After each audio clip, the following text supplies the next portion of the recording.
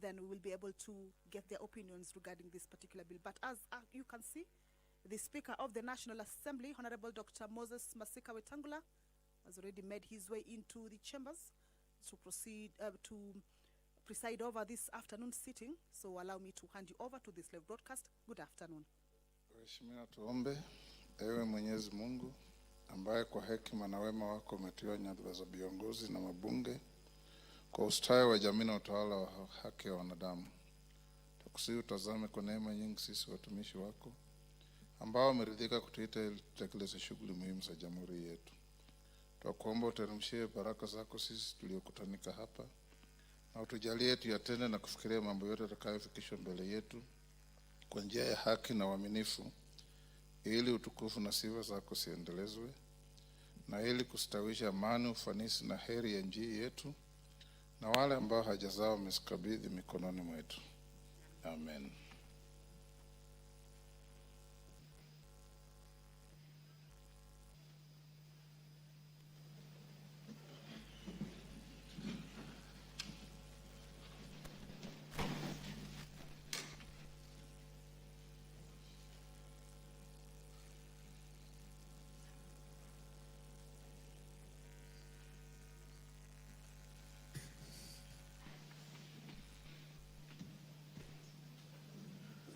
Sergeant, ring the quorum bell.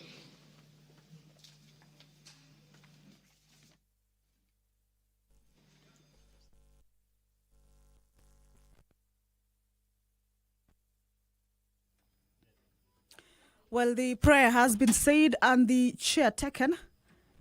However, much as we can see members already inside the chamber, that number is not enough to correct.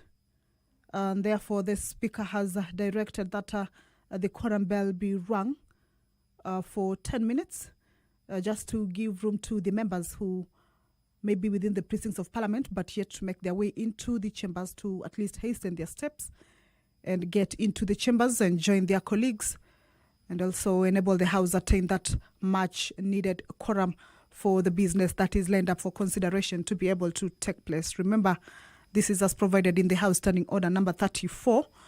And if that quorum is not raised, then the House might risk being adjourned.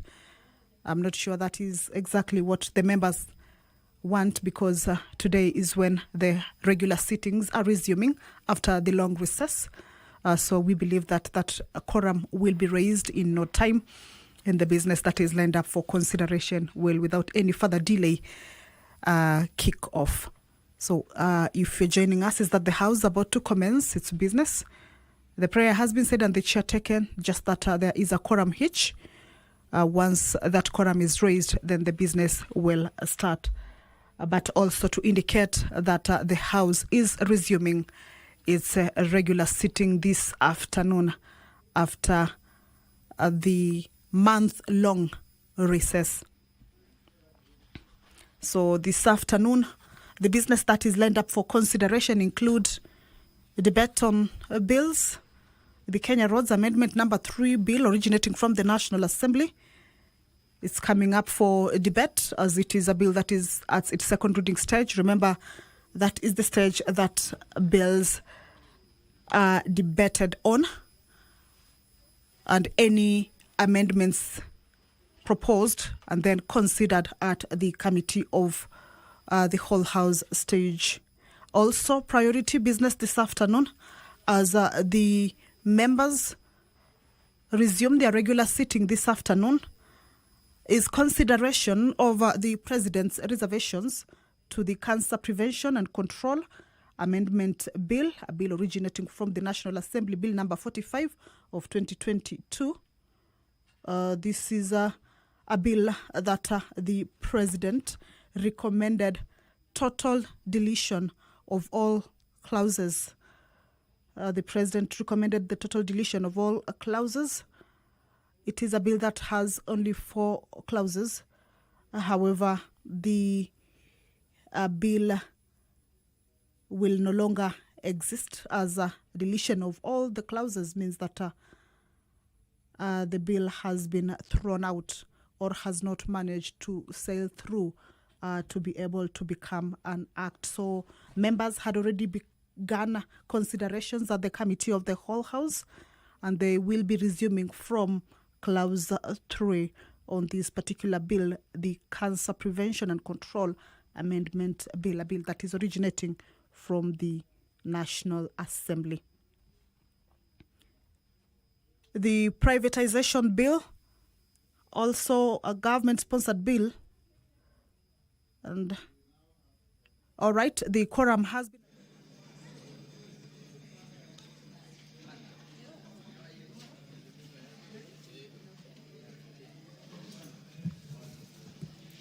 Order number 1, administration of oath. Order number 2, communication from the chair. Members on their feet, take your seats.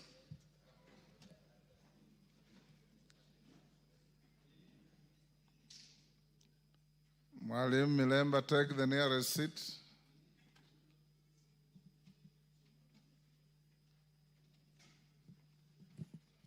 Thank you. Honorable members, I wish to welcome you back to the House for the third and last part of the fourth session of the 13th Parliament. I know that the recess was a working break for most committees, given the vetting of nominees proposed for appointment to various state and diplomatic offices and other priority matters that were referred to committees before and during the recess period. Nevertheless, it's my hope that you manage to spend some time with your families and constituents and are now ready to embark on the business that lies ahead. Honorable members, as we resume the sittings, the House is expected to transact several priority business already before committees. This includes the consideration of nominees for appointment to foreign and diplomatic missions, nominee for appointment as chairperson of the Kenya National Commission on Human Rights, and nominees for appointment as the registrar and deputy registrar of political parties. Honorable members, equally as you are aware, from 13th to 21st September 2025, the Community of Nations gathered in Tokyo, Japan, for the 20th edition of the World Athletics Championships. Notably, Team Kenya achieved a remarkable haul of 11 medals consisting of 7 gold, 2 silver, and 2 bronze as follows. Lilian Odira, gold 800 meters. Emmanuel Wanyonyi, gold 800 meters. Faith Kipyegon, the indomitable lady, 1,500 meters gold. Faith Cherotich, the little kid, I think I'm told she's 20. Yes, she's about 20.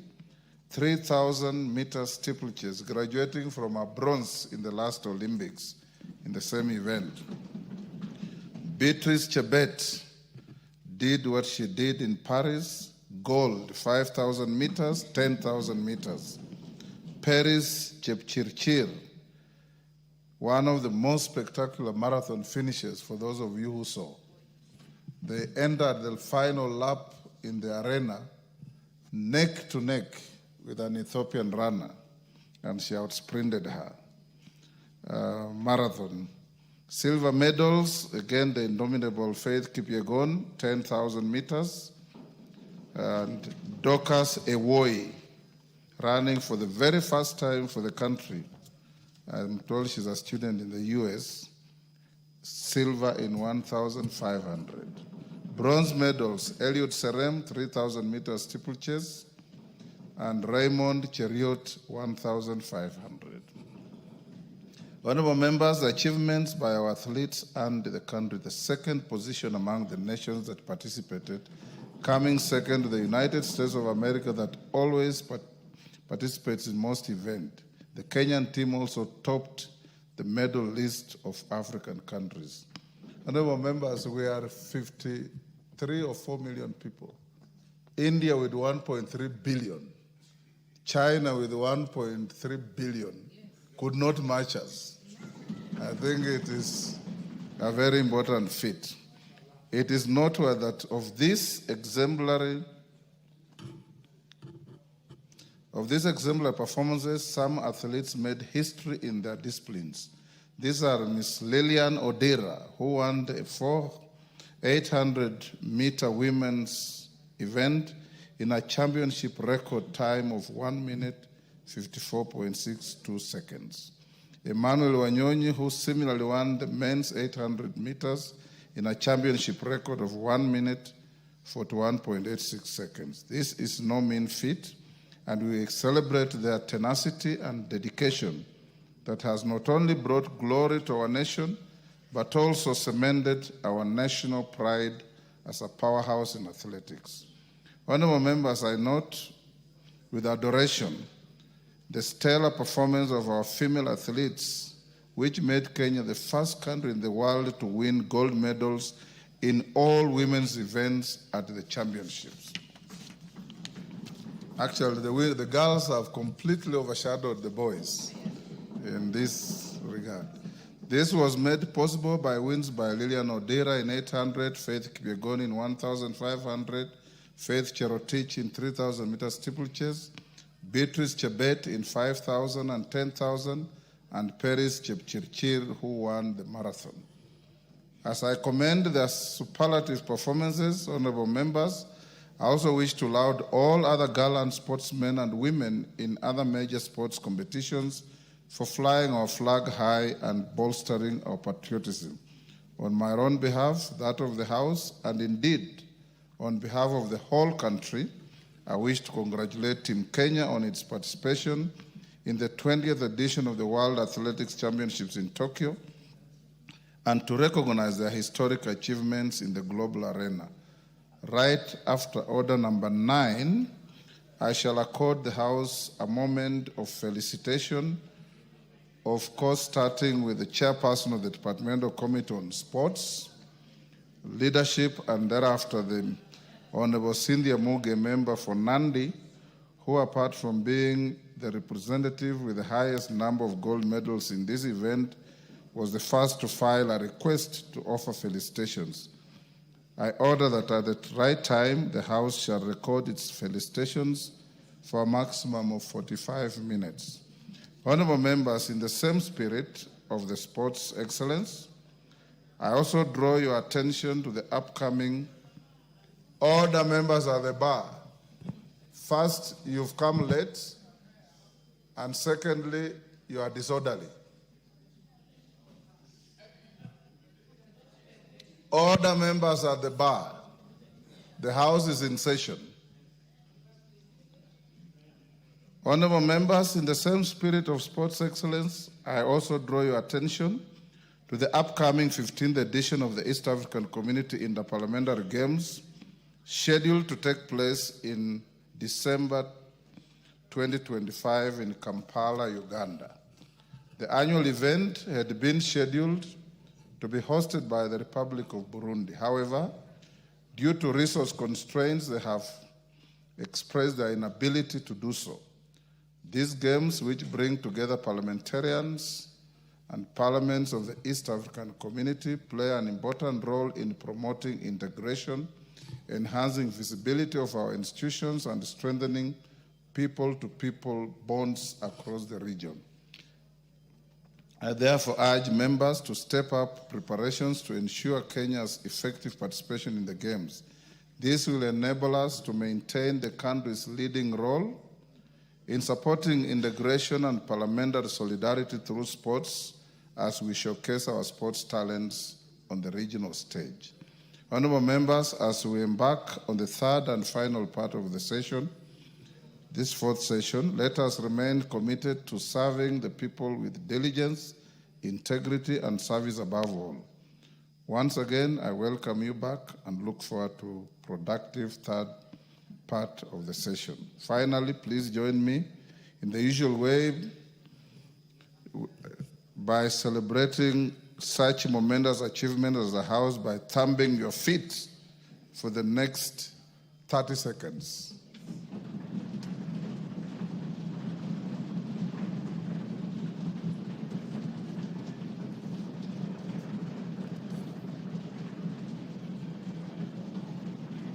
Thank you.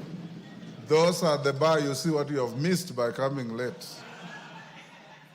Honorable members, I also hasten to mention that I went to Kampala accompanied by a member for Arieda to salvage the hosting of the Iyala Games. So when it comes to giving comments, I'll also accommodate him the first opportunity to speak to this because we are running the risk of having no host. More importantly, members, I don't want to see a repeat of Mombasa. We performed very badly, even when we were hosting. Let's start in earnest, and I've directed the clerk to avail teams, facilities, and capacity to train and prepare properly and thoroughly so that we don't go to Uganda and be hopeless bystanders as others harvest medals and medals and medals, like we saw in Mombasa.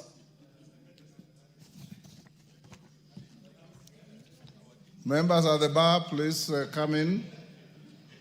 Like I said, after order number 9, I'll allow us to felicitate the Team Kenya. And I notice what is missing in the communication. At least we should also have saluted the coaches of this team that make proper selection of good athletes, mentor them, and take them to give Kenya an image worth emulating. Next order. Order number 3, messages. Members on their feet, take the nearest seats.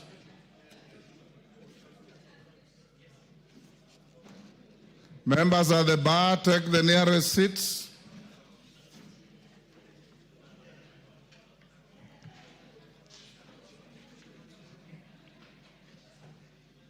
Thank you. Honorable members, I have a message from the Senate on the nomination of a co-sponsor for the Street Vendors Protection of Livelihood Bill, Senate Bill number 41 of 2023. Honorable members, pursuant to the provision of Standing Order 41-4 relating to messages from the Senate, I wish to report to the House that I have received a message from the Senate regarding the nomination of a co-sponsor for the Street Vendors Protection of Livelihood Bill, Senate Bill number 41 of 2023. In the message, the Speaker of the Senate notifies that pursuant to the provisions of Standing Order 162 of the Senate Standing Orders, Senator Esther Okenyuri, MP, being the sponsor of the said bill, has nominated the member for Kilifi North, the Honorable Owen Bayer, CBS MP, to co-sponsor the bill in the National Assembly.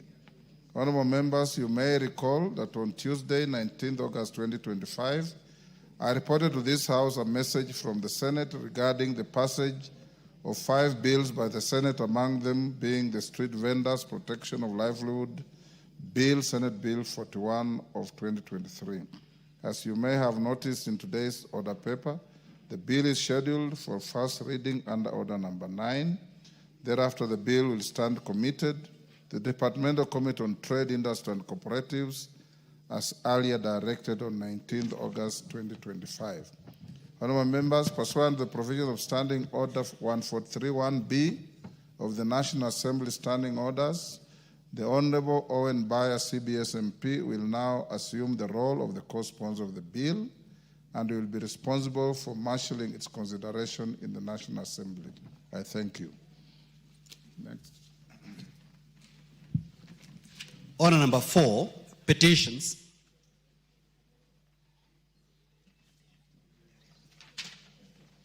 Members on their feet at the bar, take the nearest seats.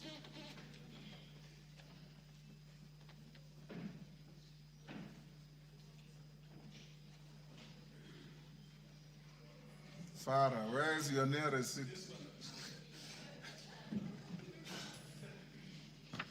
Thank you, honorable members. Honorable members, I wish to convey a petition regarding a proposal to amend the Consumer Protection Act to provide for the indupulum rule.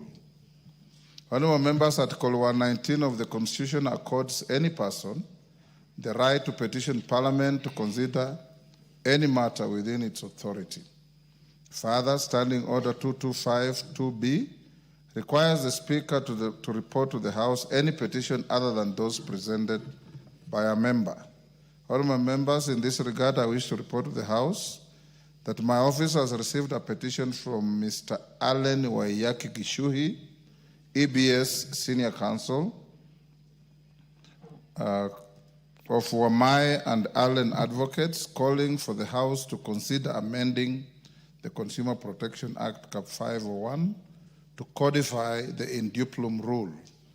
The petition avers that the purpose of the rule is to protect borrowers from exploitation, prevent endless accumulation of interest, and encourage fair lending practices. Section 44A of the Banking Act codifies the indupulum rule, which provides that interest on a loan ceases to accrue once it equals the outstanding principal amount when a loan becomes non-performing. The petitioner further states that despite the existence of this law, many borrowers continue to suffer from banks, financial institutions, unscrupulous lenders, and shylocks, charging interest and penalties beyond the principal loan amount. These practices have resulted in the violation of consumer rights under Article 46 of the Constitution and have exposed Kenyans to unfair deprivation of property. Additionally, the inconsistent judicial interpretations on the scope and timing of application of the rule, whether before or after restructuring a loan, or whether penalties count as interest, further lead to the harassment of borrowers by debt collectors, even after repayment obligations have exceeded the statutory threshold. The lack of clarity and enforcement undermines public confidence in the financial sector and violates national values under Article 10, especially transparency, accountability, and social justice. Honorable members, the petitioner therefore prays that the National Assembly considers amending the Consumer Protection Act, Cap 501, to provide for when the indupulum rule takes effect, whether it applies to penalties, default charges, and other costs in addition to interest, uniform mechanisms for debt restructuring and recovery in compliance with the rule, redress mechanisms for borrowers who have been subjected to unlawful interest charges, including refunds or set-offs, and any other mechanisms that will secure borrowers from exploitation, enhance consumer protection, and uphold the Constitution. Honorable members, having established that the matter raised in the petition is well within the authority of this House, and further, that the matters raised in this petition are not pending before any court of law, constitutional or legal body, I hereby commit the petition to the Public Petitions Committee for consideration pursuant to Standing Order 208A. The committee is required to consider the petition and report its findings to the House and the petitioner in accordance with Standing Order 227. I thank you. Next.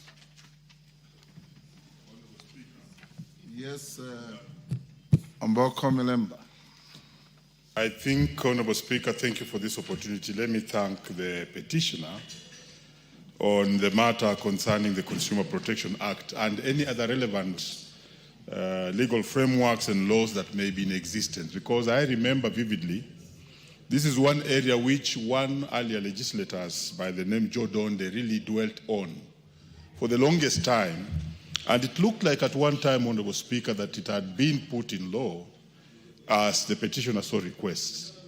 But somewhat from what we see is that the banks and the other lending institutions still are very harsh on those who do borrow, and they have actually made it difficult for the local and simple people within the communities to do the borrowing. But what still are the other players who have come on board and who are not or seem not to be controlled or checked by this law, these are the many mushrooming small financing institutions that are also giving loans to many Kenyans. I think as the committee looks at this particular petition, it should consider roping in the other many lending institutions which are making it very difficult and catapulting the interest beyond what the borrowers can actually achieve. Thank you, Honorable Speaker. Zamzam. Asante sana Mheshimiwa Spika, na mimi niweze kumpongeza ambaye ameleta hiyo petition leo. Mheshimiwa Spika, tunapata wale ambao wanadai watu, Mheshimiwa Spika, ambao wanatoa hizi loan wanaenda hata zaidi. Mheshimiwa Spika, juzi nimekuwa na hawa watu wa tuktuk ambao wanafanya biashara ya tuktuk, Mheshimiwa Spika, na wametaja kuna makampuni ambayo yanatoa loan kama vile Kinamogo, Kinatala na wengine. Mheshimiwa Spika, unapata mtu ametoa jasho lake, amelipa tuktuk mpaka imebaki pengine 10,000, amedefault siku moja ama siku mbili, anakuja anapokonywa ile tuktuk inachukuliwa. Mheshimiwa Spika, Mheshimiwa Spika, kuna wengine hata mimi hapa kwa simu miaka ya nyuma, na siku hizi imebidi niangalie tu, niliwahi kuchukua nikataka kuangalia hizi loans zafanya vipi. Niliwahi kuchukua kwa Tala 2,800. Amini usiamini Mheshimiwa Spika, nililipa 4,000, nikalipa 11,000, nikaja nikalipa 14,000, ilipofika wanandai tena 16,000 kutoka kwa 2,800. Mheshimiwa Spika, hapo ndo nilianza kuangalia, kile wakituma message mimi naangalia tu, kwa sababu ni uwizi wa dhahiri. Mheshimiwa Spika, na Wakenya wengi huku nje wanalia, wanachukua loan pesa kidogo, lakini ile interest ina accumulate kushinda zile pesa ambazo wamezichukua. Mheshimiwa Spika, Wakenya wengi wamepoteza mali zao, na hasa ino kampuni ya Mogo ukiangalia imeibia Wakenya sana, pesa nyingi sana Mheshimiwa Spika, na hizi Kinatala. Kwa hiyo lazima tuweke sheria ya kuweza kuregulate, tuhakikishe hata kama wanataka kuchukua ile interest isiwe zaidi ya ile pesa ambayo mtu alikopa. Mheshimiwa Spika, wameibia sana Wakenya, na mimi niweze kumpongeza huyu ambaye ameleta hii petition. Nimwambie kama mama kutoka Mombasa ambaye na support bodaboda, na support watu wa tuktuk, na support yule mama mboga na biashara yake ndogo kwa kuibiwa kutokana na hawa watu, nitasupport sheria iweze kutungwa ili tuweze kuhakikisha tuna regulate industry. Asante sana Mheshimiwa Spika. Ecomas. Thank you, Mr. Speaker. From the onset, let me thank Senior Counsel Alan Gishui for bringing the petition.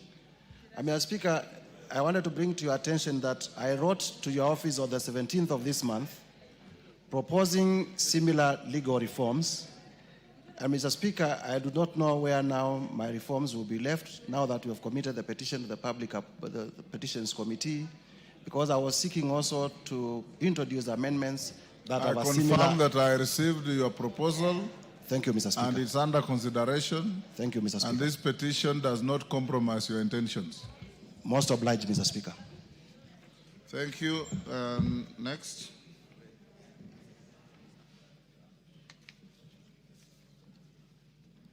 Order number 5, papers. Majority Leader. Thank you, Honorable Speaker. Honorable Speaker, it's nice to be back for the last session of the fourth session. Is it? Okay, Honorable Speaker. I beg to lay the following papers on the table of the House today, Tuesday, September 23rd, 2025.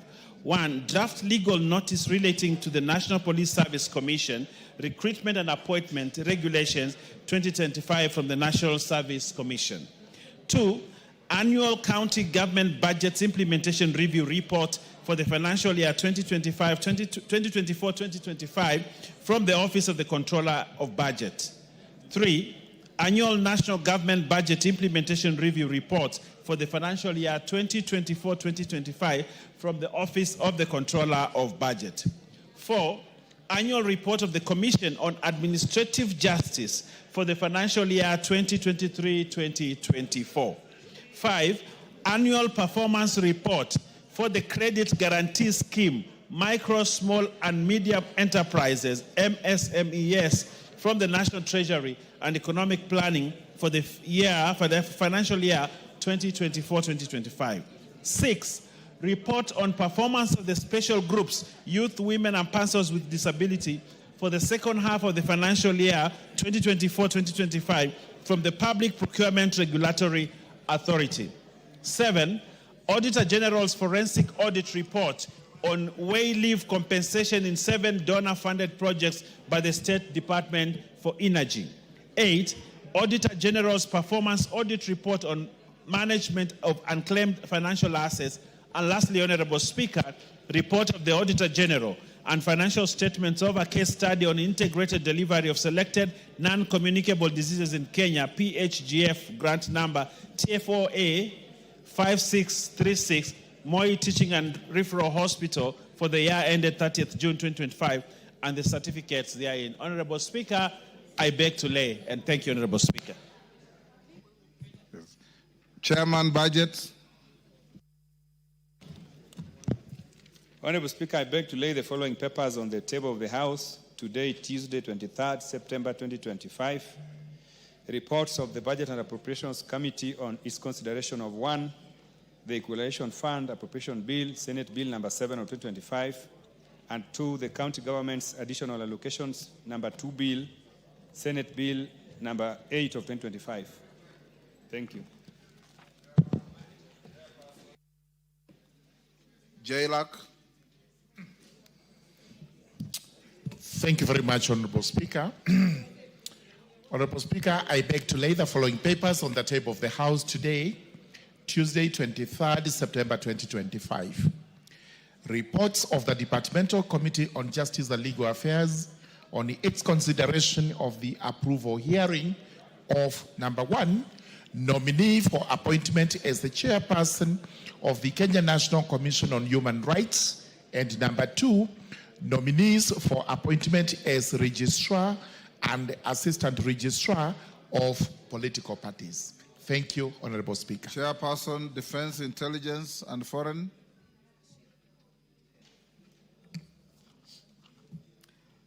Thank you, Honorable Speaker. Honorable Speaker, I beg to lay the following paper on the table of the House today, Tuesday, 23rd September 2025. Report of the Development Committee on Defense, Intelligence, and Foreign Relations on the approval hearing of 9 nominees for appointment as High Commissioner, Ambassadors, and Consuls General. Thank you. Thank you. Chairperson, Public Petitions Committee. Karemba. Thank you, Honorable Speaker. Honorable Speaker, I beg to lay the following papers on the table of the House today, Tuesday, 23rd September 2025. Reports of the Public Petitions Committee on its consideration of 1, Public Petition number 52 of 2023 by the Honorable Ibrahim Abdi, MP, regarding the banning of the use of asbestos as a roofing material. 2, Petition number 55 of 2023 by Mr. Bernard Mokaya Magembe regarding enactment of legislation to regulate the credit management professionals. 3, Public Petition number 74 of 2023 by Mr. Charles Ogola Osango regarding enactment of the Bankers Professional Bill. 4, Public Petition number 8 of 2024 by Honorable Esther Passaris, MP, regarding amendment to the Penal Code to provide for the offense of sextortion. And 5, Public Petition number 13 of 2024 by Dr. Lukoya Atuli regarding decriminalization of attempted suicide. Thank you, Honorable Speaker. Thank you. Before the next order, allow me, members, to acknowledge in the Speaker's Gallery St. Mary's High Taita from Undanyi, Taita Taveta County.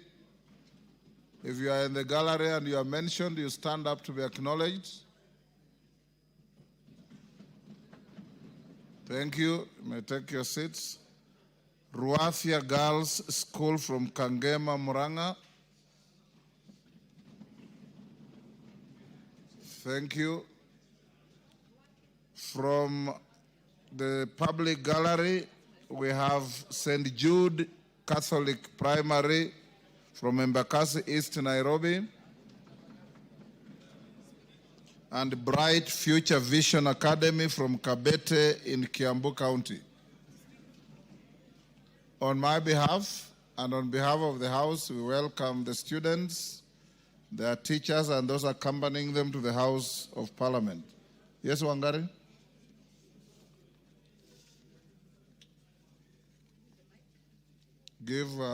Thank you.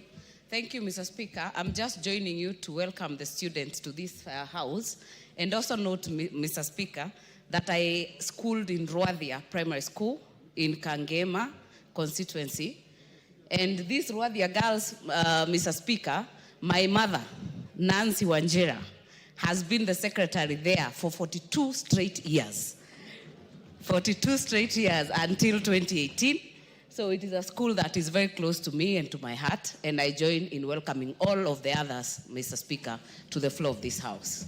Thank you. Next order. Congratulations to your mother. Order number 6, notices of motion. Jane Kagiri. Honorable Speaker, I beg to give the notice of motion. Extension of the African Growth and Opportunity Act, in brackets AGOA.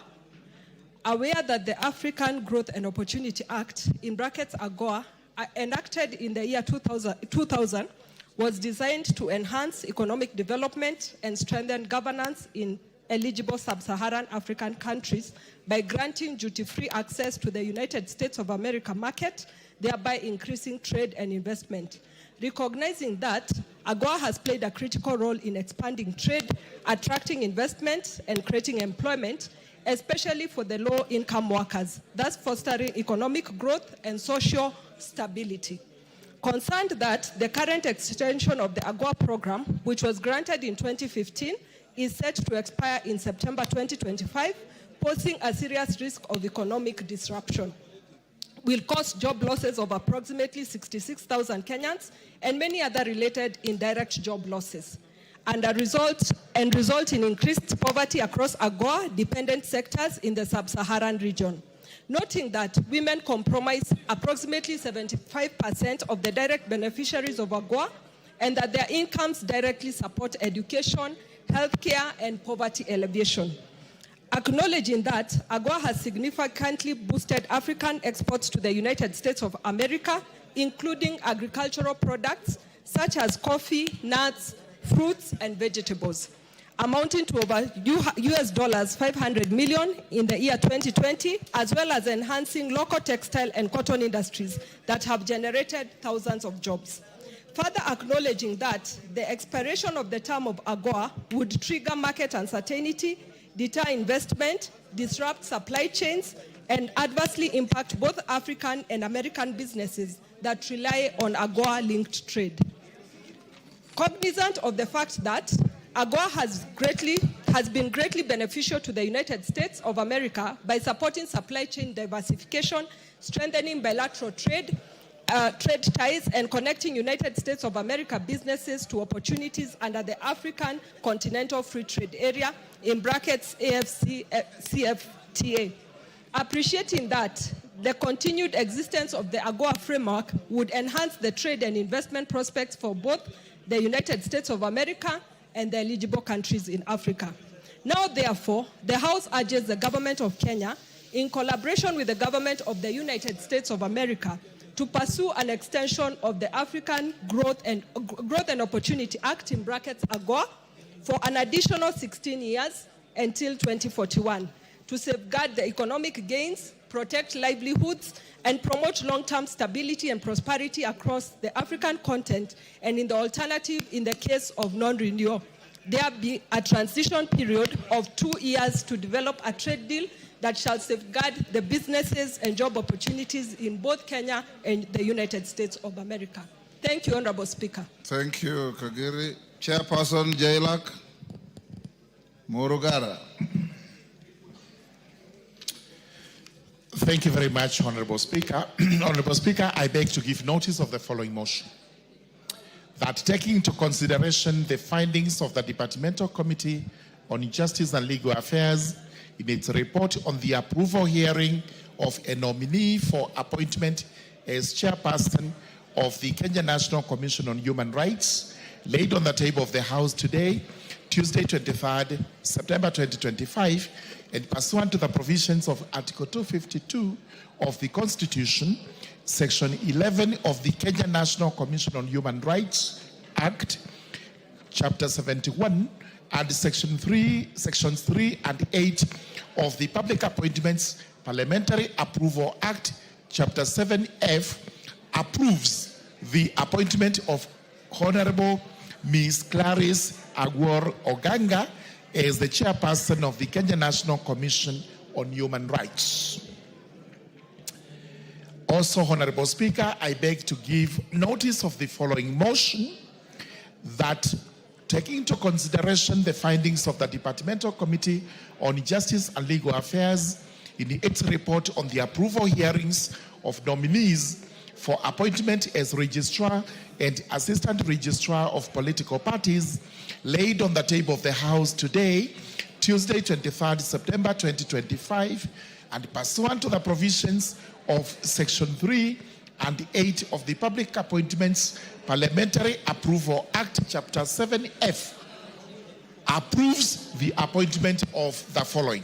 Number 1, Mr. John Cox Lotionoko as Registrar, and number 2, Ms. Agatha Wanjiku Wahome as the Assistant Registrar of Political Parties. Thank you very much, Honorable Speaker. Thank you, Sir George. Chairperson, Defense, Intelligence and Foreign Relations Committee, Bashir.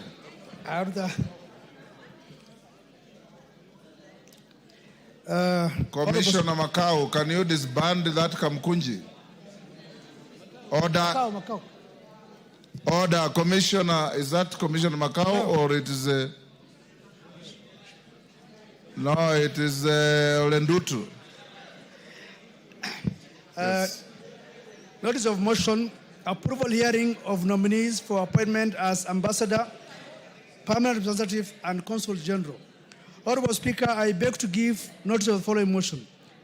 That taking into consideration the findings of the Parliamentary Committee on Defense, Intelligence and Foreign Relations in its report on the approval hearings of 9 nominees for appointments as High Commissioner, Ambassador, and Consul Generals, laid on the table of the House on Tuesday, 23rd September 2025, and pursuant to the provision of Article 132(2)(e) of the Constitution, Section 222 of the Foreign Service Act (CAP) 185(e), and Section 3 and 8 of the Public Appointments Parliamentary Approval Act (CAP) 7F. This House approves the appointment of the following persons as High Commissioner, Ambassadors, and Consul Generals. 1. High Commissioner, Honorable Florence Chepngetich Bore, Mission Windhoek, Namibia. Ambassadors, Ambassador Anthony Mwaniki Muchiri, Ankara, Turkey. Ambassador Lucy Kiruthi, Bangkok, Thailand. Mr. Henry Wambuma, Bujumbura, Burundi. Mr. Abdirashid Salad Abdille, Jakarta, Indonesia. Ambassador Joseph Musyoka Masila, Riyadh, Saudi Arabia. Ambassador Edwin Afande, Vienna, Austria. Consul Generals, Mrs. Jane Chepkorir Toretich, Dubai, United Arab Emirates, and Mrs. Judy Kiaria Nkumiri, Goma, Democratic Republic of Congo. Thank you, Honorable Speaker.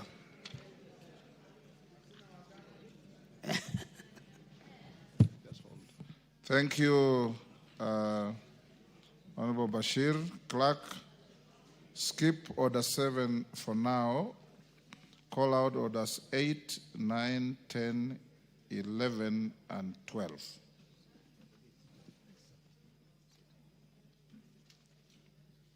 Order number 8, the Provisional Collection of Taxes and Duties Repeal Bill, National Assembly Bill number 18 of 2025, first reading.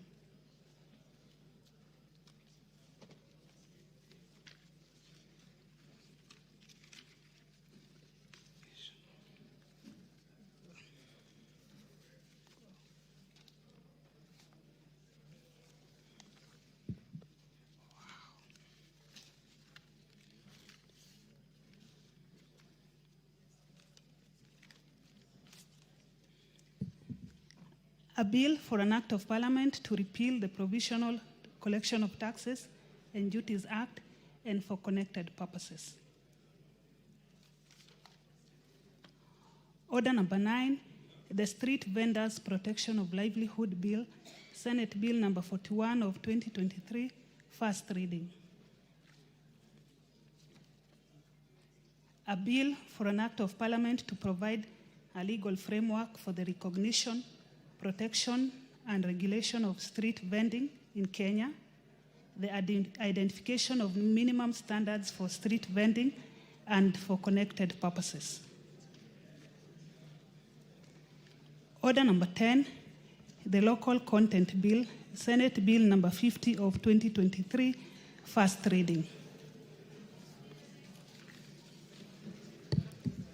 A bill for an act of parliament to provide for a framework to facilitate the local ownership, control, and financing of activities connected with the exploitation of gas, oil, other petroleum resources, and mineral resources, to provide a framework to increase local value capture along the value chain in the exploration of gas, oil, and other petroleum resources and minerals, and for connected purposes.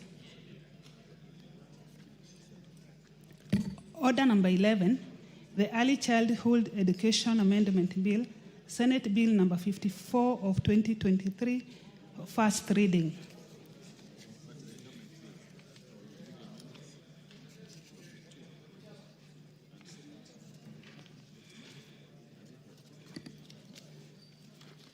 A bill for an act of parliament to amend the Early Childhood Education Act and for connected purposes. Order number 12, the Creative Economy Support Bill, Senate Bill number 30 of 2024, first reading.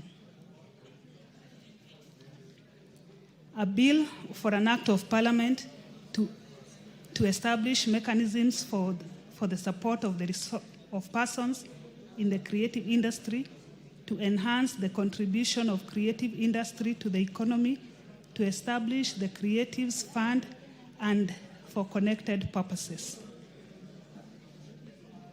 Thank you. All the honorable members will now go back to the issue of our illustrious athletes and the hosting of Iyala Games in December. On Iyala Games, I'll only give one person to comment. Honorable Tienda Molo, you have the floor. Thank you, Mr. Speaker. Mr. Speaker, allow me to congratulate our athletes who performed very well in Tokyo.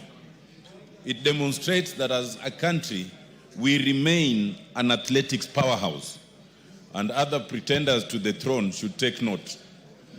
On Iyala, Mr. Speaker, I wish to inform the members that I was privileged to accompany the Speaker to Uganda. As already advised, the Republic of Burundi was to be our next host but could not host for other reasons. But next in that rotation should have been the East African Legislative Assembly, who also were unable to host again for reasons that can be discussed later. The Republic of Uganda was then to host after that, and therefore it took the persuasion of our Speaker and other speakers who were present to persuade the Republic of Uganda to bring forth their hosting essentially by 2 years. And they graciously accepted, confirming that they'll be able to host the games between 5th and 17th of December, and left the details of the exact place for hosting to the Central Planning Committee that should be meeting anytime soon. The Central Planning Committee will then communicate the schedules and the exact venues. Mr. Speaker, I wish to urge our own Bunge Sports Executive Committee to plan in haste. First of all, to plan in haste in terms of securing hotels and appropriate transport mechanisms and advise members in advance. Secondly, to plan in haste in terms of securing appropriate uniforms of the right sizes to members. Over the years, although this has improved in the last 3, 2, and the last 1 year, there's still room for improvement. Some members still are not able to get the right uniforms that they required. I also urge the committee and the leadership of the two houses to allow members prepare for these games appropriately, to prepare by allowing and arranging friendlies, to prepare by allowing and arranging the respective disciplines, to at least have some camp for training before the games. Mr. Speaker, we did badly in Mombasa, but it must also be understood that we only traveled with 1 day to spare. Many of the other teams had camped in Mombasa for at least 1 week, which we were not privileged to have. We hope that now that we are going to our neighboring country, we will be allowed to at least camp. We will be allowed to bring supporters, which we have not usually brought, even if those supporters are in the name of our own staff members, and that we will be able to prepare for these games appropriately. Mr. Speaker, I am confident that the 8 or 9 disciplines that will be participating, we will do much better than we did in Mombasa. And on behalf of the soccer team, I can assure you and assure this House that we are practicing in earnest, and we look forward to all the support that we can get from the leadership. Thank you, Mr. Speaker. Thank you, Honorable Amolo. The JPC to the games, which you are a member with Kawaya and somebody else, must take this very seriously. In Mombasa, you recall I went to watch the volleyball game against Rwanda or Burundi. You didn't even have a substitute player. Not even one substitute player. And we were not very comfortable. You saw our football, how Tanzania sent rings around us, and so on and so forth. Please prepare in earnest. The clerk is directed, like I said, to enable the teams to prepare properly and thoroughly. You must be physically fit to play football, Honorable Mboko Milemba. Now I'll give, who is the chairman of sports? I said we'll start with the chairman of sports. Dan Wanyama is not here. Let me give Cynthia Muge, who wanted to make a statement on this. Thereafter, can we do a minute or two each? 2 minutes each? Okay, Cynthia, go ahead. Thank you, Honorable Speaker, for the opportunity to congratulate the great sportsmen and women who represented Kenya in Tokyo for the 2025 championship. Honorable Speaker, we are proud of that team because it has brought back the glory that Kenya, as the powerhouse for sports and athletics, Honorable Speaker, has always been. Remember, Honorable Speaker, this is our 3rd best performance since the inauguration of the championships, Honorable Speaker. We've had 18 medals previously, and we've had another 15 medals previously. And today, Honorable Speaker, we have 11 medals. We want to appreciate all the gold medalists, the list that you have presented to this House today, Honorable Speaker, and we appreciate their efforts that they have been able to once again, like we have mentioned in this House, that this is the team that hoists the flag of Kenya every other time. And Honorable Speaker, we have also said that they have not been appreciated enough because of the very good work that they do. Honorable Speaker, we remain the best in Africa, and it is such a proud moment, Honorable Speaker, to be African. And it is even the best moment to be Kenyan, Honorable Speaker. And every day, Honorable Speaker, our athletes continue confirming that Kenya is the absolute kingdom of athletics and championships, Honorable Speaker. And we appreciate the people that represented us as a country, Honorable Speaker.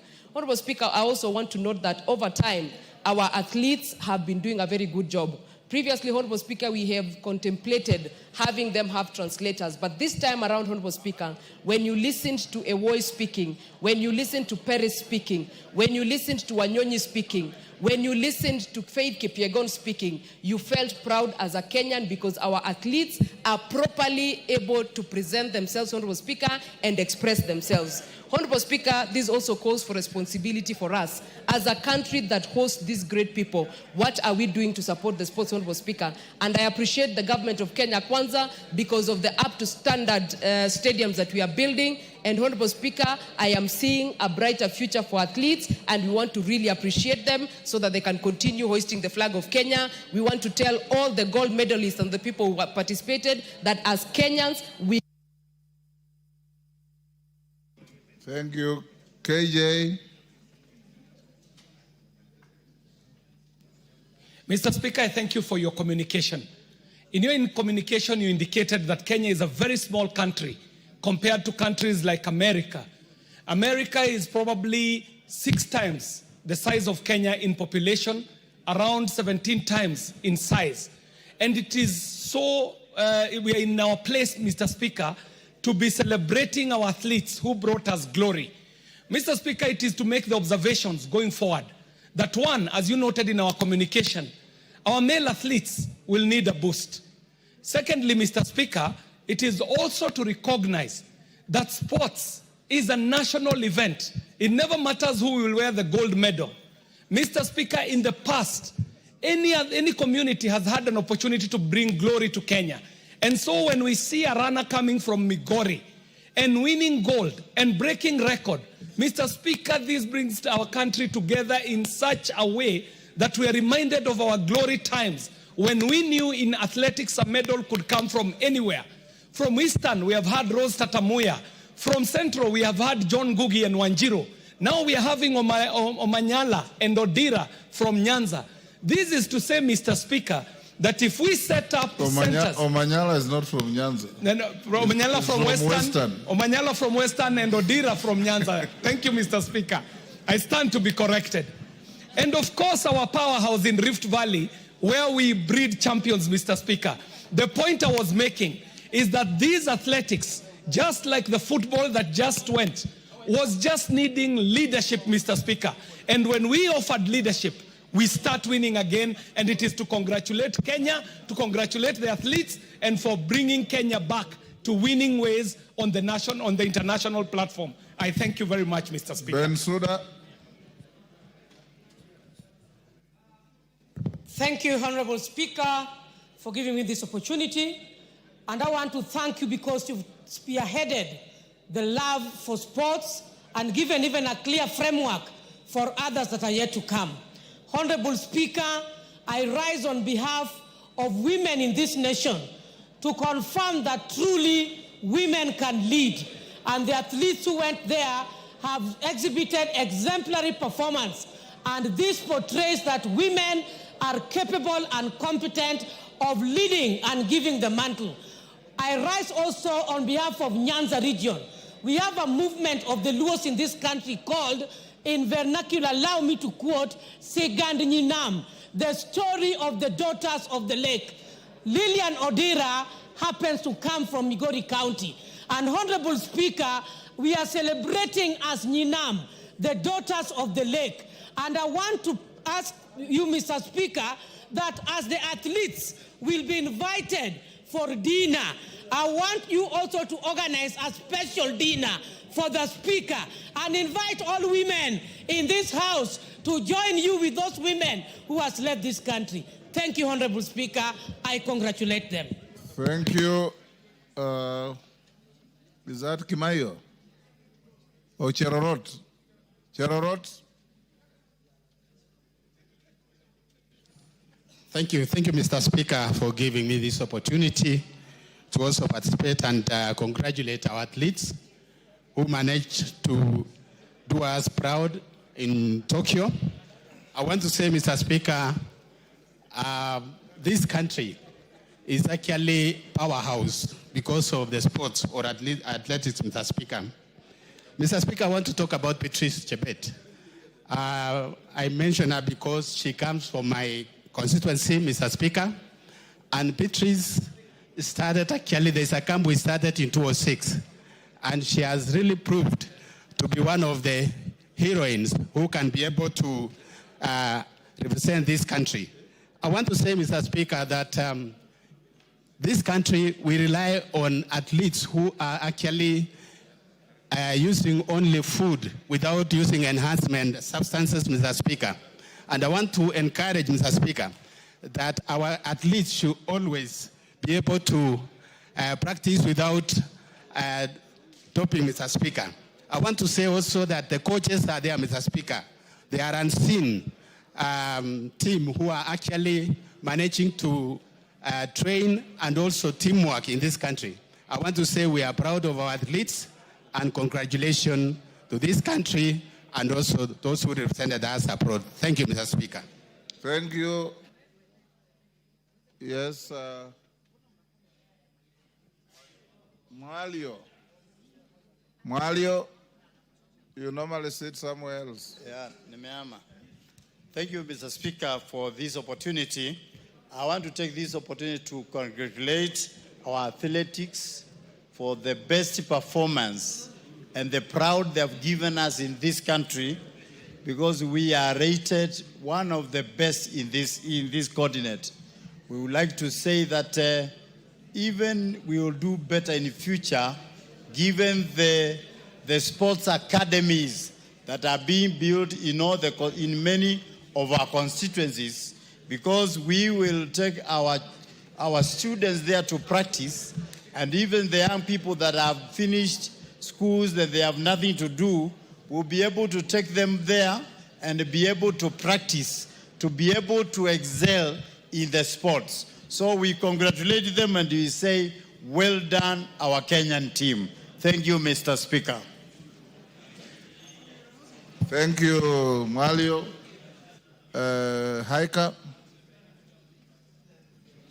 Thank you, Mr. Speaker, and thank you for this opportunity. I also want to join my colleagues in congratulating Team Kenya, which was on Tokyo, for a very good performance that really united the country.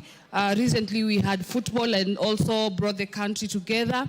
And Mr. Speaker, I also want to congratulate the government for the good work that is doing for the sportsmen and women in this country. The many stadia that are being built and sports academy, I know they will come a long way in supporting talent in this country. And Mr. Speaker, this has not just come. I know there was a lot of hard work, focus and discipline. And therefore, I also want to urge the students who are here to work hard. And also want to congratulate our school from Taita Taveta St. Mary's. Welcome to Bunge. We are honored to have you here. Thank you very much, Mr. Speaker, and thank you for the opportunity. Kibagendi. Thank you, Honorable Speaker. I also want to take this opportunity to appreciate and congratulate our team that represented Kenya in the Tokyo World Championships. It is indeed a demonstration that the Kenyans' resilience and determination is something the rest of the world should emulate. We would like to call upon government and those involved in the sports, in athletics, to give a bit of attention this time to men. You realize that the men this time didn't perform very well, but we appreciate the effort they put and we congratulate our team for the wonderful job that they've done. Thank you, Honorable Speaker. Yes, Deputy Speaker. Thank you, Honorable Speaker, for the opportunity to be able to commend our athletes. As a lover of athletics and also as the race promoter of the Eldoret City Marathon, I really was delighted to see the performance of our athletes. And as parliamentarians, I'd like to urge us to continue to work on the nurturing part. We have worked on our stadiums. Our stadiums now are world accredited, which means that we can actually be bidding as Kenya to host the next World Championships. Last time we missed the hosting the championships because we did not have the stadiums up to standard. But now we do, thanks to the CHAN football tournaments that were here. We also want to request that the Ministry of Sports puts more effort not only on celebrating the athletes once they have made history, but to also nurture them. We have several athletes. most of them in Uasin Gishu County, Nandi County, and Elgeyo Marakwet County, where the challenge that they have is that they are living in dilapidated camps. The camps are privately owned, and most of them sometimes don't have food and clothes and so on. So one of the things we must emphasize is nurturing them before they make the news. Thank you, Honorable Speaker, and I urge all the members to support us on this. Thank you. Okwome. Thank you, Mr. Speaker, for giving me a chance to air my opinion on what happened in Japan. Mr. Speaker, it was a wonderful job. My congratulations to all our teams which were there, and in particular, let me congratulate Odera, who comes from an area where for many years the name of Migori had never been heard in athletics. This is a wonderful thing, and I think it is important I say something to congratulate him, and even to congratulate those who are not concerned, like the Migori people, together with our region. I urge them to do even better so that we can come up and compete nationally and internationally in order that Kenya can also benefit from us in terms of athletics. Thank you, Mr. Speaker. Garrido. Thank you, Mr. Speaker, for giving me this opportunity. I also take this chance to applaud and congratulate our athletes who are in Tokyo. Mr. Speaker, they did us proud. I was very happy, as many other Kenyans were, when our flag was raised high against other even bigger economies and stronger countries in the world. They really made us proud. I really congratulate them. Mr. Speaker, this year has been a year of blessings to us as a country in terms of sports. Remember even the way our Harambee Stars did us wonders in this country. It shows that our teams and the players, given an opportunity, promoted and supported, can do wonders in this world. Mr. Speaker, we encourage our young people to continue taking part in sports, remembering that sports is only not a sport these days, it's also a profession that pays well. We encourage our young people to continue participating and giving it the best so that this country can also grow. Thank you, Mr. Speaker. Mama Busia. Thank you, Mr. Speaker. I want to actually applaud our Team Kenya for flying our flag so high and making every Kenyan realize that actually we do not have boundaries when it comes to such activities. Kenya is one, whether it is whatever tribe that is participating in any sport, any event, all Kenyans, the way they get glued on the screen and praise and scream and just wish that we take it, is what we should be doing even in progressing our own world, our own country. I want to also appreciate the President for supporting, motivating these young people. That's all they need from us. We must keep supporting them, their welfare, everything that they need must be given to them on time so that they don't go down, but we add numbers. We need all the counties also to participate in the Olympics, all other games in the world. Thank you, Mr. Speaker. Kingara. Honorable Kingara. Mr. Speaker, sir, for giving this opportunity to congratulate Kenyans who did very well there in Japan and elsewhere. Mr. Speaker, it has been noted that when athletes are motivated, they do their work well. I don't know whether, Mr. Speaker, we have an ample budget in our national budget which facilitates our athletes or sportsmen and women when they're out there. You noted, Mr. Speaker, when Kenyans doing football here were added, they did well. But the question is, do we have a consistent budget which can facilitate them consistently so that we can do well consistently too?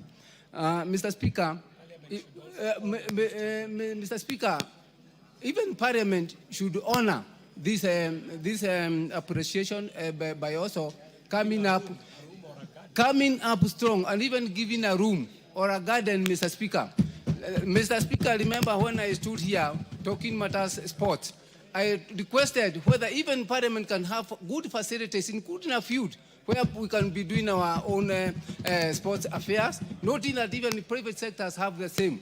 Mr. Speaker, this is not a big deal. Let's work and have good facilities even for our own self. Finally, Mr. Speaker, the parliamentary games, we are not consistent. I stand and say, I'm in athletics, we are not consistent. We need to start early, as you directed, but also be guided, especially on which facilities to use. As I stand here, we have not been committed to a serious grounds of doing our, and you know we are old, doing our we are. Thank you. Wangare says you are old alone. It's not collective. Give him 30 seconds. Yes. A second. The point I wanted to make, we have very young parliamentarians here, Mr. Speaker, whom I don't find out there. That's the age coming. That's why the age is coming in. Let's have our own young parliamentarians out there competing with the rest of the East African community. Thank you. Oundo. Thank you, Honorable Speaker. On behalf of the people of Funyula constituency, allow me to congratulate and sincerely thank the athletes that brought honor and fame to the people of Kenya. It was always refreshing to watch. It was captivating to watch whenever I had time to watch. And indeed, it showed that there's another face of Kenya than what is beamed in some other international media all over the world. Honorable Speaker, we continuously urge the Athletics Authority and the Sports Fraternity to continuously invest in male sports.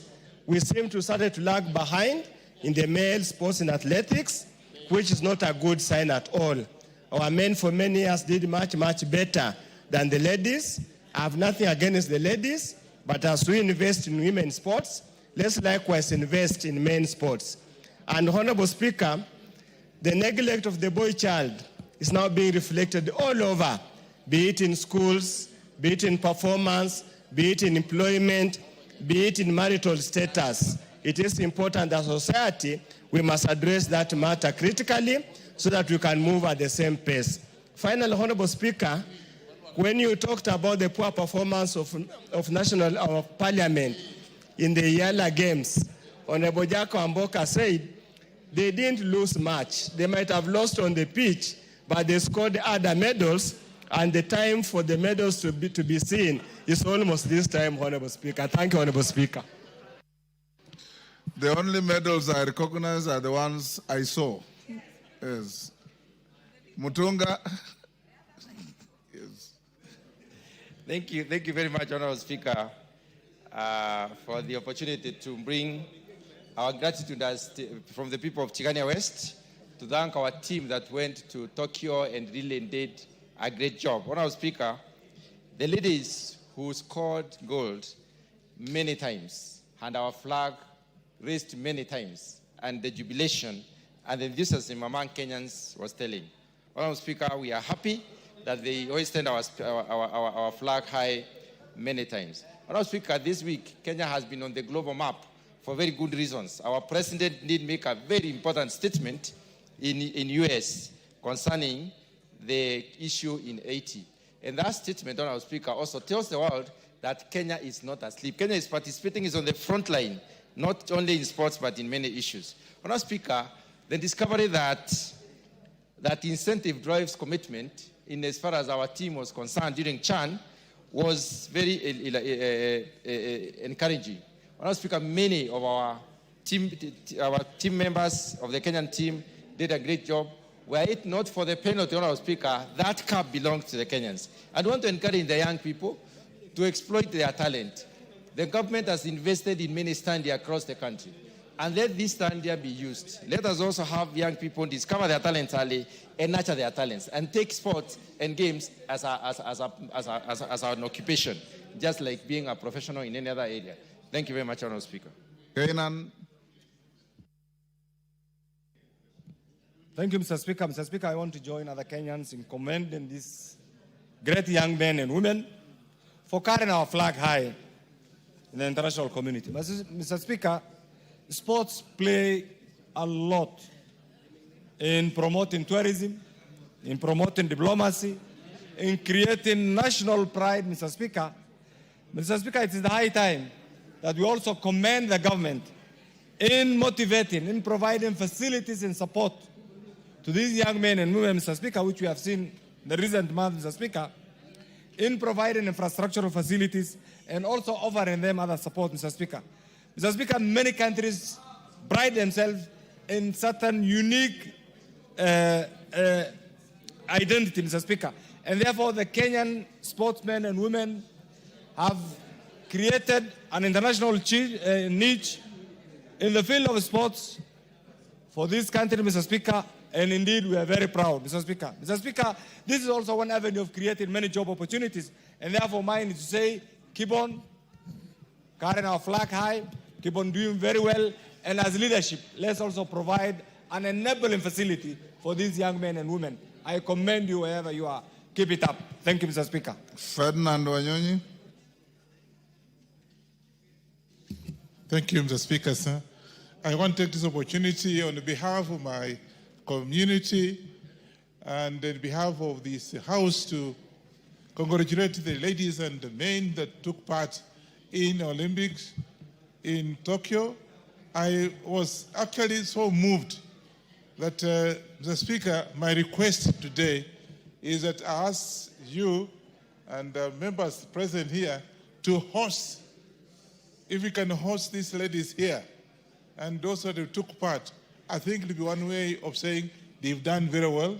And I think because we are actually leaders, national leaders, I was just thinking that maybe that's the best way we can do, because everybody was very excited about what we did and they made us proud. To be number 2, the whole world, is not a joke, it's not a walk in the park.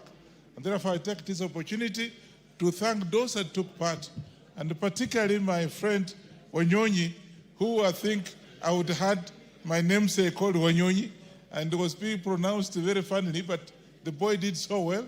It'd be very nice for us to actually host these athletics here. And I think members will be very happy if you have a cup of tea out there or whatever cocktail you can have with this. I think they'll be very, very proud. I want to thank you for that.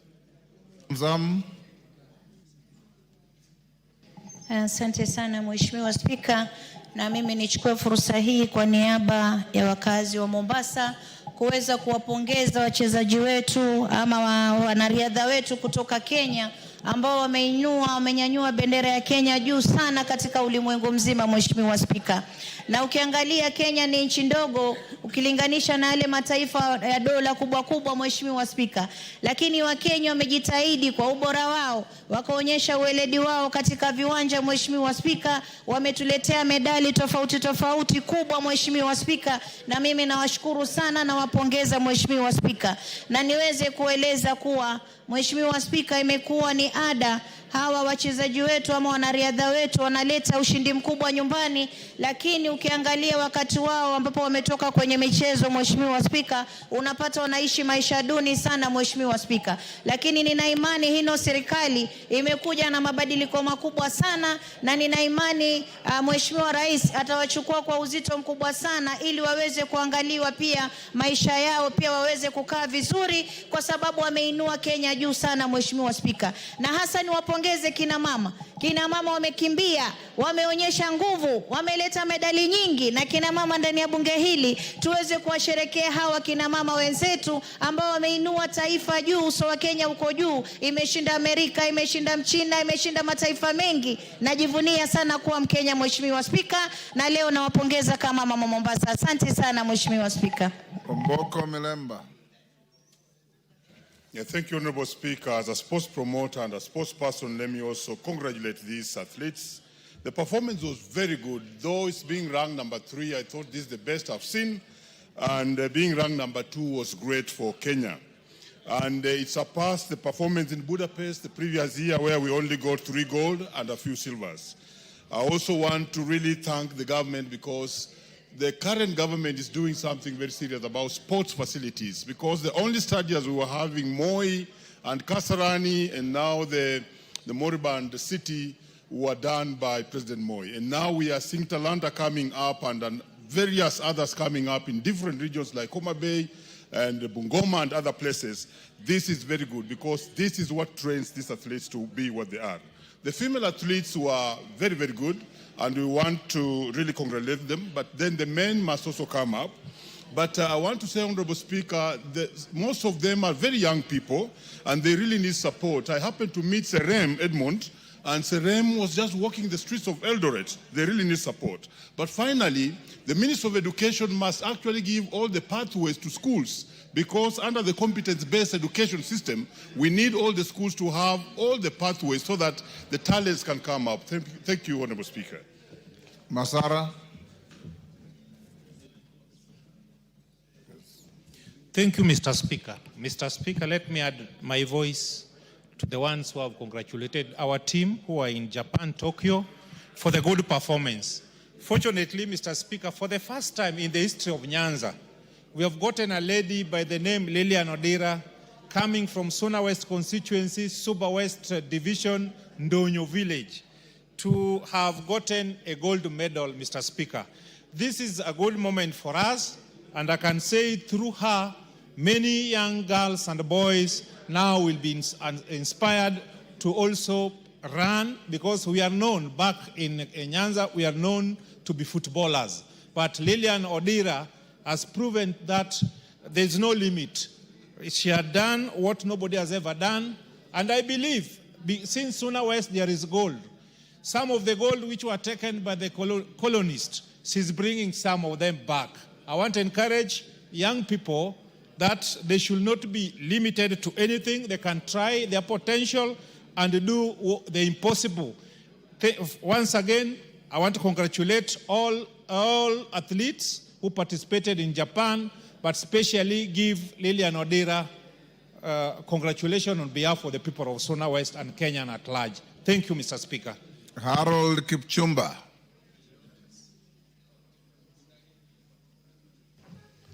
Thank you, Mr. Speaker, sir. I join my colleagues to thank the athletes, and I just want to take this opportunity to wish every athlete. There are many others who are younger than those that need support. I want to thank the government for having supported sports and athletes in particular. May I also, in this opportunity, inform this House that there was a Confederation of East Africa and Central Africa Amputee Football Federation Championship, and Kenya amputees became the champions of Africa. And I think this is a great opportunity also to open up and consider inclusion as we promote all other sports in the country. And this particular time, I can say it is a time that the broad-based, or the thinking that every Kenyan can play a role. It was great to see a Luo girl, to see a Kisii girl, to see a Luya boy, to see a Kalenjin boy. I mean, it brings all of us together. And it is my wish that soon we have an Abdi running from Mandera. And we promote every other community in Kenya. Last, Mr. Speaker, sir, may I, on behalf of persons with disabilities, appeal also that the government put more efforts and resources in supporting them. There's a team that's supposed to be going. Give him a minute. There's a team that's supposed to be going to Nigeria for African Cup of Nations for badmintons. And these are persons with disabilities. I'd pray that the government would support them and other partners would come in to sponsor them. Thank you, Mr. Speaker, sir. Thank you. Naomi Wako. Thank you, Honorable Speaker, for giving me this opportunity to congratulate our athletes. In fact, as Kenyans, we feel proud of what they did in Tokyo. To be number 2 worldwide is a great joy to us. And even the people in the villages today are proud of our athletes. Honorable Speaker, our members were able to collect 7 gold. And especially the women who worked very hard, I want to congratulate them for making Kenya proud and for making women of this country proud of what they have done and the entire nation to celebrate.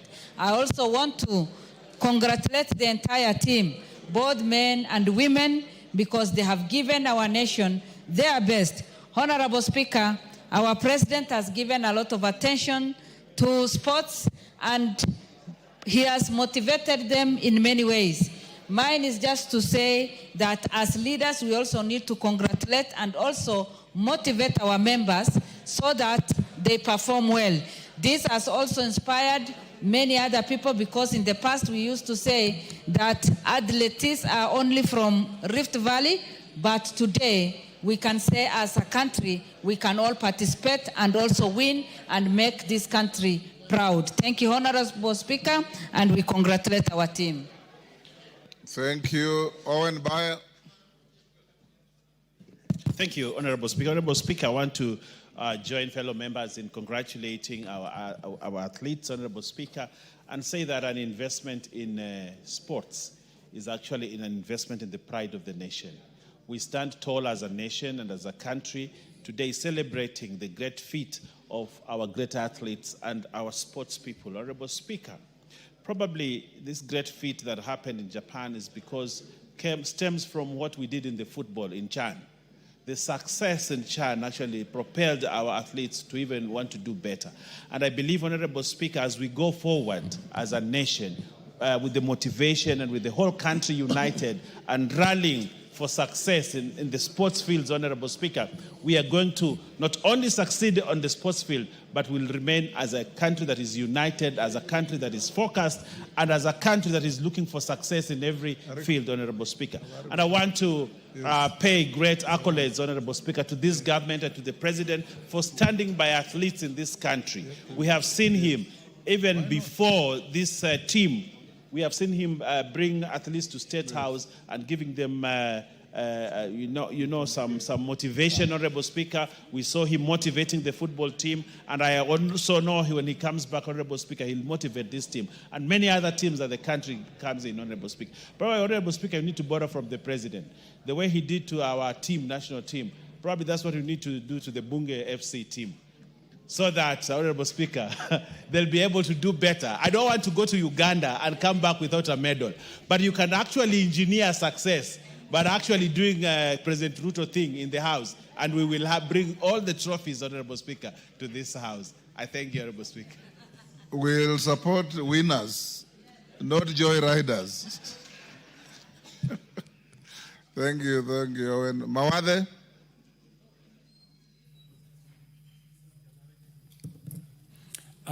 Thank you, Mr. Speaker. Sir, I also wish to take this opportunity to congratulate our athletes, especially in the ones that won in Tokyo, Japan. That was an excellent showing.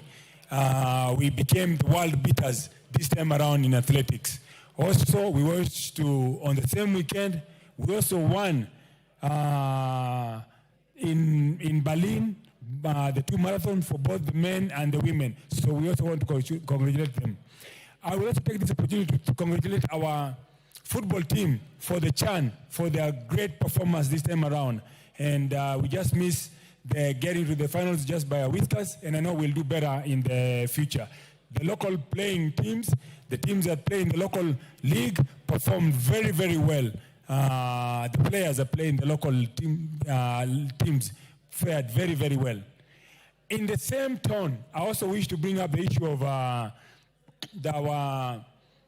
sports here at Bunge. There is need to better equip and continue to support our athletics team and Bunge FC. We fared very well. in the past. But this time around, we did not fare very well. And the reason is because of lack of preparation. In order to perform better, you must have camps a few weeks before the actual game. Also, you need to arrive at site on time. The Ugandans were here 7 days before the game started. We also need the same thing to arrive where we are going this time around to Uganda on time and have enough sufficient friendly. We used to travel in the past. We've gone to Turkey. Honorable members, I think we'll. Yes, Lillian Sioi. I wanted to close here. Okay, Sioi. Where? Thank you, Mr. Which Speaker. one? I also stand to congratulate our athletics for the good job they have done. But I also wanted.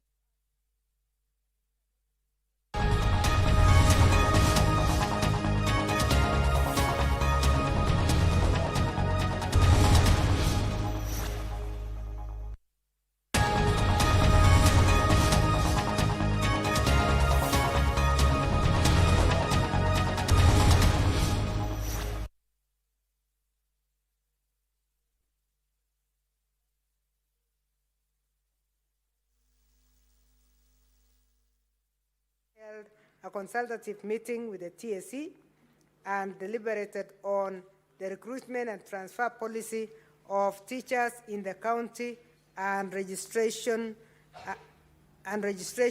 and recruitment of ECD teachers in the counties.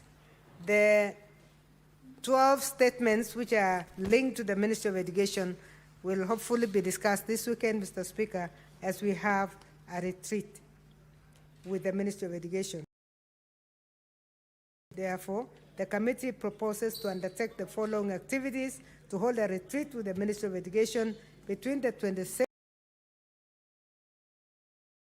to deliberate on these pending statements and also follow up on impending resolutions on the statements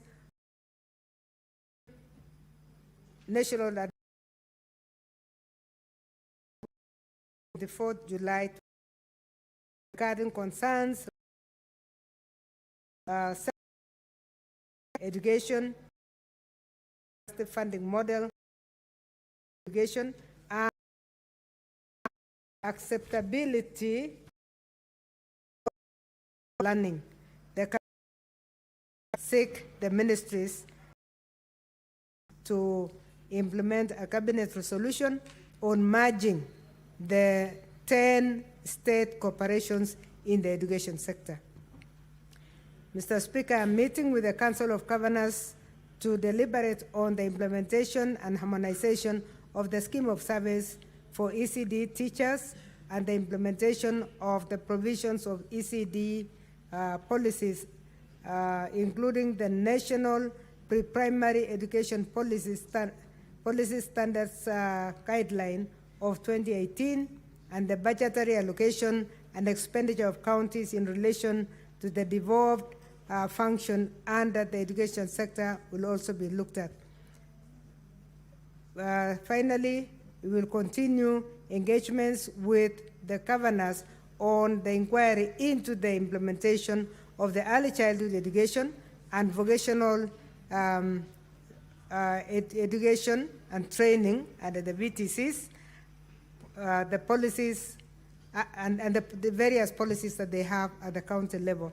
The committee will thereafter present a progress report on the inquiry for consideration by this House on the above. Honorable Speaker, in conclusion, I wish to thank your office and the Office of the Clerk of the Senate for the continuous support accorded to the committee in executing its mandate. Lastly, I also wish to thank the members of the committee for their diligence, commitment, and contributions during the committee activities. I thank you, Mr. Speaker.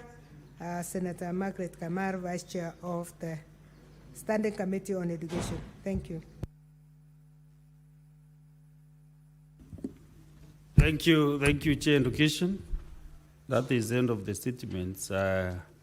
So I wish to give a few minutes to open up on comments on the statements.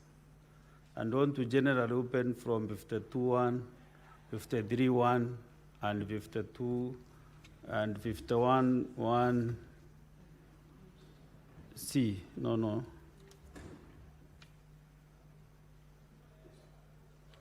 And on the statement from the chairs of committees. So, to save on time, I think we should use as little time as possible as we make those comments. Maybe 2 minutes, 3 minutes, so that by 4:30 we can conclude on that matter, so that we go to the next order, number 8. So we first start with Senator Sifuna Edwin. Thank you, Honourable Speaker. I'd like to comment on the statement that has been brought by the Honourable Catherine Muma on evictions in Old Ngara Estate. Speaker, towards the end of May, the MCA for Ngara, the Honourable Chege Mwaura, called me very frantically that the City County of Nairobi was conducting evictions in Old Ngara Estate. Speaker, we tried between the MCA and myself to intervene in this matter. There is a lady, I think she's a chief officer, called Lady Mathia at the Nairobi County government, who has been the most intransigent officer in that county government. She has given us so many problems, Honourable Speaker. Members of the housing committee of this house will know that this matter does not just stop in Old Ngara. The residents of Woodley, Honourable Speaker, have faced the same spectre. And in fact, in the case of Woodley, people like Sam Gashago, the chairman there, have actually gone up to the court and obtained court orders. Honourable Speaker, there was a court order that was issued on the 9th of May, stopping those evictions in Woodley Estate. The chief officer has continued to disobey those court orders. Honourable Speaker, they are even using goons to evict people from Woodley and these other estates that we're talking about. There's a gentleman called Robert Kang'ethe, who's the owner of plot number 357 in Buruburu Riverbank Settlement Scheme. He's always in my office here because he similarly has a court order that was issued in 2021 requiring the housing department of the county government of Nairobi to revert ownership to his name because they had given an illegal allocation to somebody else. Honourable Speaker, the MCAs of Nairobi have done their bit. They have gone as far as passing a censure motion against this very officer because of her intransigence and the disobedience of court orders that have emanated from these cases. Honourable Speaker, I want the Senate to know that as we speak today, and including the statement that was brought by the Honourable Okiya Omtata, there are almost 3 pending standing invitations to the county government of Nairobi to discuss these matters, including matters of development. Just in the last 1 month, a meeting with the Nairobi County government at the Public Accounts Committee was postponed because of the unavailability of the governor. Last week, actually it was Thursday, the committee that has just given a statement here on education, the county government of Nairobi was supposed to appear before the Senate to discuss questions of ECDE development in Nairobi. There are whole wards, Honourable Speaker, including wards like Roysambu, who do not have a single ECD. And I saw the members of the committee who had risen very early to come and listen to the issues, lamenting because the governor just did not appear. Then the devolution committee has invited the governor of Nairobi. We were going to discuss all issues of stalled projects in Nairobi. That meeting was also rescheduled. And I know there is a standing invitation to the County Public Accounts Committee to tour Nairobi to be able to have conversations about the state of projects in Nairobi, including the roads that Senator Omtata has asked about. So I am happy and I'm grateful to the committees of this House because they have come through for the people of Nairobi all the times, especially the Housing Committee. We have sat with them because this thing of the waiver that was supposed to have been in place during COVID is the one that is bringing confusion. Honourable Speaker, the county is unable to compute how much each tenant owns. How much each tenant owes, because there's this confusion. The tenants are saying, but we were given a waiver during Sonko's time. How are you still using that to compute my arrears? So I thank that the committees of this House that we have made an attempt to bring order to Nairobi. But as you can see, Honorable Speaker, we have a lot of pending meetings with committees of this House, and we want to urge the Governor of Nairobi to show up to these meetings so that we can have these conversations for the benefit of our people. I thank you, Honorable Speaker. Thank you, Senator Sifuna. Next is Senator Boni Karwale. Mr. Speaker, I rise to add my voice on the very important statement raised by the Senator of Kilifi in respect of the poor condition of learning infrastructure in schools there. Mr. Speaker, whereas this matter might appear to be a Kilifi issue, it should prick the conscience of this Senate. Where are we with the education of children in public schools in Kenya today? The new system, competency-based curriculum / education, poses serious challenges in terms of affordability, in terms of, Mr. Speaker, availability of teachers, and in terms of lack of classrooms, Mr. Speaker. Mr. Speaker, this matter is so grave. And if you want to appreciate the damage we are causing this generation, just picture this. The Speaker of the Senate, Amason Kingi, came from a public school in Kilifi and ended up being the Speaker and a top lawyer in this country. The Senator of Tana River, Danson Mungatana, came from a public school and ended up being a senator and a top lawyer in this country. Not to mention, Mr. Speaker, the Senator of Kakamega, Dr. Boni Khalwale, came from a public school and I'm a top doctor in this country and a senator. Mr. Speaker, imagine the number of children we are locking out, the number of Skingis, the number of Khalwales, the number of Mungatanas, the number of all of you. We must get it right. Mr. Speaker, as I say this, all our public schools are encouraged by the good pronouncements from the government, namely rolling out decapitation money. That money, Mr. Speaker, is only in the headlines of newspapers.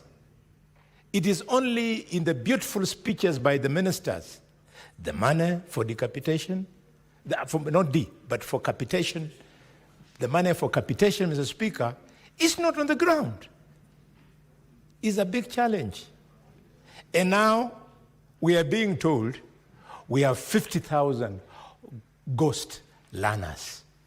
We have thousands, 33 ghost schools. Where is the government? How can the government allow rich people in Jogo House here collecting money in the name of schools that they own, because they own those schools on computers? We must refuse and call out these civil servants who are collecting money in the name of capitation. Finally, Mr. Speaker, something even more grave is happening in Kilifi. Some religious group is very generous, giving our children lunch, but with a condition that before you take my lunch, you must recite some prayer in some religious organization that I don't understand. Mr. Speaker, this is very sad that at this time of development in Kenya, our children have to eat conditionally based on the fact that they can recite the teachings of some religious organization. Mr. Speaker, I condemn this and I urge this House that we must get our education system in public schools right. Thank you, Mr. Speaker. So now, Senators, because I can see there is no timing, please save some minutes for your colleagues when you get a chance. Senator Beatrice Ogola. Honorable Speaker, I would like to start from where Senator Boni Khalwale has left on the issue of public schools, Honorable Speaker. Honorable Speaker, do we know that most of the managers of our schools, of public schools, and especially the primary schools, are spending all their days in cybers, in the many urban centers around those schools, because the ministry requires some data which even when they send is never rightly taken in, and it is for those reasons that those schools are not even able to get their capitation. So, Honorable Speaker, the situation of public schools must be looked into. Honorable Speaker, just the last times, a number of schools or primary schools from where I come from, after waiting for monies to run their schools, were only able to get very little. Some of them 18,000, some of them 20, as low as 1,000 shillings. The head teachers of those schools are not able to run schools. Honorable Speaker, the Ministry of Education must put their house in order unless their intention is to ensure that our school system collapses in the primary, the public sector. And Honorable Speaker, on the same context, Honorable Speaker, there is a major problem even at the registration of the learners for exams. We have a lot of complaints from the head teachers of schools where they say when they send the details of females, they get back registration in boys' schools. Honorable Speaker, and you know what that will lead to in the future, such inconsistencies. So, Honorable Speaker, as I say, the ministry must get its house in order and ensure things are done rightly. Secondly, Honorable Speaker, I want to comment on the issue of the eviction of households in the Old Ngara estates in Nairobi City County and any other eviction, Honorable Speaker. That evictions must be done rightly and with a human face, Honorable Speaker.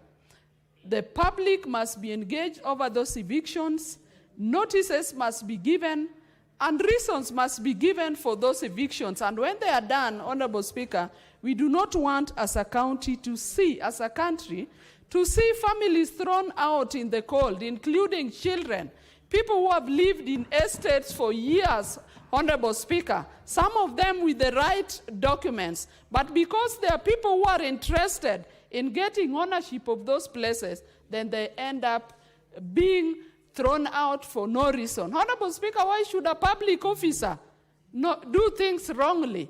Why should a public officer in the name of a chief officer who is paid by public money mishandle members of the public and does not want to listen to people? Honorable Speaker, I want to support that must be looked into. And lastly, Honorable Speaker, I want to support the statement by the Senator of Machakos on the protection of road infrastructure, not only in Machakos, but in all our urban space, Honorable Speaker. The infrastructure that we have has a capacity of vehicles that can be used in those roads. And so, Honorable Speaker, we must have a system that is able to enforce certain rules in our urban centers if we have to see these roads are protected for use by the public. Honorable Speaker, I support. Very well. Senator Cheluyot Arod Kipkuroi, Majority Leader. Thank you, Mr. Speaker. I want to join my colleagues in adding my voice to this conversation begun by the Senator for Kilifi and Leader of Minority on the state of public institutions in Kilifi County, and join those that are quickly saying that this is not just about Kilifi alone, but it's a national-wide conversation. I know this administration, Mr. Speaker, has tried to address this particular challenge, but a lot still needs to be done. I know, Mr. Speaker, that in the last, I think, 1 or 2 years, I saw the reports from Ministry of Education that 23,000 plus classrooms have been built and more than 76,000 teachers employed. But that is a drop in the ocean, Mr. Speaker, based on the state of education in our public institutions and the desire, Mr. Speaker, to bring it up to the level that it was back in yesteryears when many of us, Mr. Speaker, went through public education. I'm a product of public education, Mr. Speaker, from primary all the way to university, Mr. Speaker. And I shudder to imagine if I had been born in this generation and this was my time to go to school, Mr. Speaker, the quality of the education that I would receive, whether it's comparable to what I got in those years, Mr. Speaker. We must be concerned that despite the fact that education continues to be the biggest consumer of our public budget, I think this year's budget is over 700 billion shillings, Mr. Speaker, we must be able to see where that money is going. I appreciate, Mr. Speaker, what has been done, for example, in the share system. What that share system has brought to this country, Mr. Speaker, is that citizens are now able to see which are these institutions that benefit from monies that have been contributed to the public. I want to challenge the members of the Education Committee that we must push the Ministry of Education to publish the list of the institutions per county that are benefiting from this school capitation, Mr. Speaker, and the number of students in that particular institution, so that we slay this dragon of ghost students and ghost institutions in our public education, Mr. Speaker. 700 billion shillings is not small money. We need to see, Mr. Speaker, the value for that particular money. And the only way, if we can get to know if indeed Kenyan taxpayers are getting value for money, Mr. Speaker, is if this information is made public, Mr. Speaker. And I believe with all these schemes and NEMIS, these public infrastructure, IT systems that the Ministry of Education keep talking to us about, isn't it time that they lay this information out in the public so that I know in Kericho County, Mr. Speaker, what is the number of public institutions that are receiving the portion of this 700 billion, how many students are being catered for, so that if, Mr. Speaker, there are ghost institutions, the people, the young people and all the guys that consume public information, Mr. Speaker, will be quickly able to point out. This same conversation about our public institution is the same mess that was created out of the desire to turn institutions that societies fundraised for, Mr. Speaker. I know you grew up in a generation where people used to fundraise for public institutions long before the days of CDF, and you contributed your cows, your goats, your sheep. Then after a certain number of years, there was a change in policy, and you were told those institutions have now been converted to quote-unquote national schools, Mr. Speaker. I'm speaking like this because I'm pained by what happened in Litain Boys High School, Mr. Speaker, 2 nights ago. You saw the destruction that was meted out on that particular institution by people who are rampaging and were out on a strike, Mr. Speaker. That is an institution that people contributed their monies, Mr. Speaker. It's not just public funds that has built that institution. People did fundraisers over the years to build that school to that particular level. Then some truant young men just comes out of nowhere, Mr. Speaker, and ban the institution, say we don't like the principal and this and that. That is a great disservice, Mr. Speaker. And we must have a conversation about these so-called national institutions, Mr. Speaker, that came out of that policy that was made, I think, 3 or 4 years ago, so that people who appreciate the pain and the struggle that it went to put certain institutions in place can be the majority of that particular institution, Mr. Speaker. It is my hope that, Mr. Speaker, the Ministry of Education will quickly step into action, ensure that the root cause of the problems in many of the public institutions across the country, Mr. Speaker, that are going out on strike, Mr. Speaker, is addressed so that our young people can learn in education institutions that we are all proud to be associated. I thank you, Mr. Speaker. Thank you, Majority Leader. But if I look at both sides of this house this afternoon, I don't know who did not pass through the public institutions, right from primary, secondary, up to, I have one suspect only. I have one suspect only from my left, but I'm not very sure about it. Okay, next is Senator Mwinyihaji Mohamed Faki, Senator wa Mombasa. Mheshimiwa Spika, hata mimi nilipitia shule za umma kutoka Bomu Primary School, Shuda Day Secondary School, Alidiza Vizram na baadaye chuo kikuu cha Nairobi. Mheshimiwa Spika, nimesimama kuchangia maombi ya taarifa yaliyoletwa bungeni na seneta wa Kilifi ambaye pia ni kiongozi wa wachache katika bunge hili. Mheshimiwa Spika, elimu kama waliotanguliwa wamesema ndio urathi mkubwa ambao wazazi wanaweza kuachia watoto wao. Lakini tunaona kwamba hali ya elimu inazidi kuzorota, Mheshimiwa Spika. Kuhusiana na sehemu kama vile ambazo za ganze ambayo juzi ilikuwa kwenye vyombo vya habari kuhusiana na chakula ambacho wanapewa wanafunzi katika sehemu zile. Mheshimiwa Spika, habari ile ilikuwa ni ya kupotosha kwa sababu wale ambao walileta habari zile, Mheshimiwa Spika, wangeangazia zaidi ya zile hali ya zile shule ambazo vile ziko, kuliko kupiga kelele kwa masuala ya chakula ambacho chakula kilikuwa kimeweza kutolewa. Lile shirika limeweza kutoa chakula katika maeneo yale kwa zaidi ya miaka 4 na hakuna alilalamika kwamba mtoto wake amerudi nyumbani akasema kwamba leo amekuwa Hare Krishna ama leo amekuwa Muislamu ama leo amekuwa Mkristo. Hakuna mtu ambaye asema hivyo. Lakini watu wamechukua jambo la dini kulipotosha ili wanafunzi sasa wameweza kukosa chakula katika maeneo yale. Mheshimiwa Spika, kuna sehemu nyingi zile ambazo ni za mbali kabisa. Watoto wanatoka nyumbani asubuhi, hajakunywa chai wala hajakula chochote, anakwenda shule mpaka jioni. Kile chakula atakachokula jioni ndio chakula peke yake ameweza kupata kwa siku ile.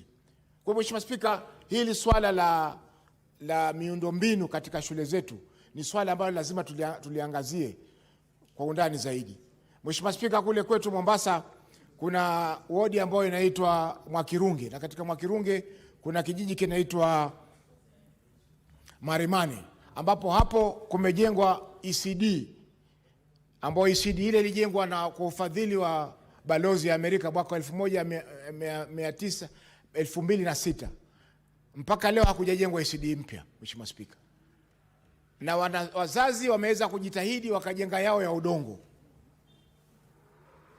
ambayo inatumika hivi sasa, lakini tayari kuna msongamano mkubwa, Mheshimiwa Spika. Kwa hivyo wakati magavana, Mheshimiwa Spika, wanazunguka wakifanya mikutano na kufanya mikakati ambayo haina mwelekeo, elimu inapata shida, Mheshimiwa Spika, katika sehemu zake. Na juzi Mheshimiwa Sifuna ambaye ni kiranja, ni kiongozi, ni naibu kiranja hapa, lakini vile vile ni katibu mkuu wa chama cha ODM alipokuwa Mombasa, alipiga kelele sana kuhusiana na watu kumkosoa gavana wa Mombasa. Lakini nashangaa yeye katika bunge hili anamkosoa gavana wake. Anamkosoa gavana wake katika bunge hili. Ni masikitiko kwamba ameweza kuondoka, lakini ni makosa. Amefika Mombasa anasema kwamba hakuna kumkosoa gavana, lakini hapa anamkosoa gavana wa Nairobi, Mheshimiwa Spika. Kwa hivyo tunasema lazima magavana wamulikwe, lazima wamulikwe kwa sababu ndio kazi ambayo tumepewa sisi maseneta. Lazima tuamulike na kama kuna makosa yafanyike. Nilifurahi juzi wakati Seneta Mohamed Foi, kuna hoja ya nidhamu hapa kutoka kwa Seneta wa Homa Bay.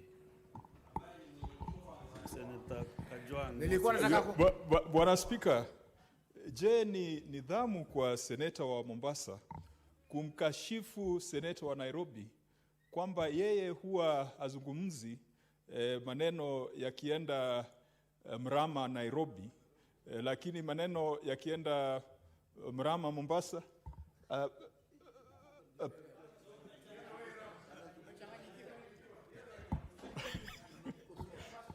Mheshimiwa Spika,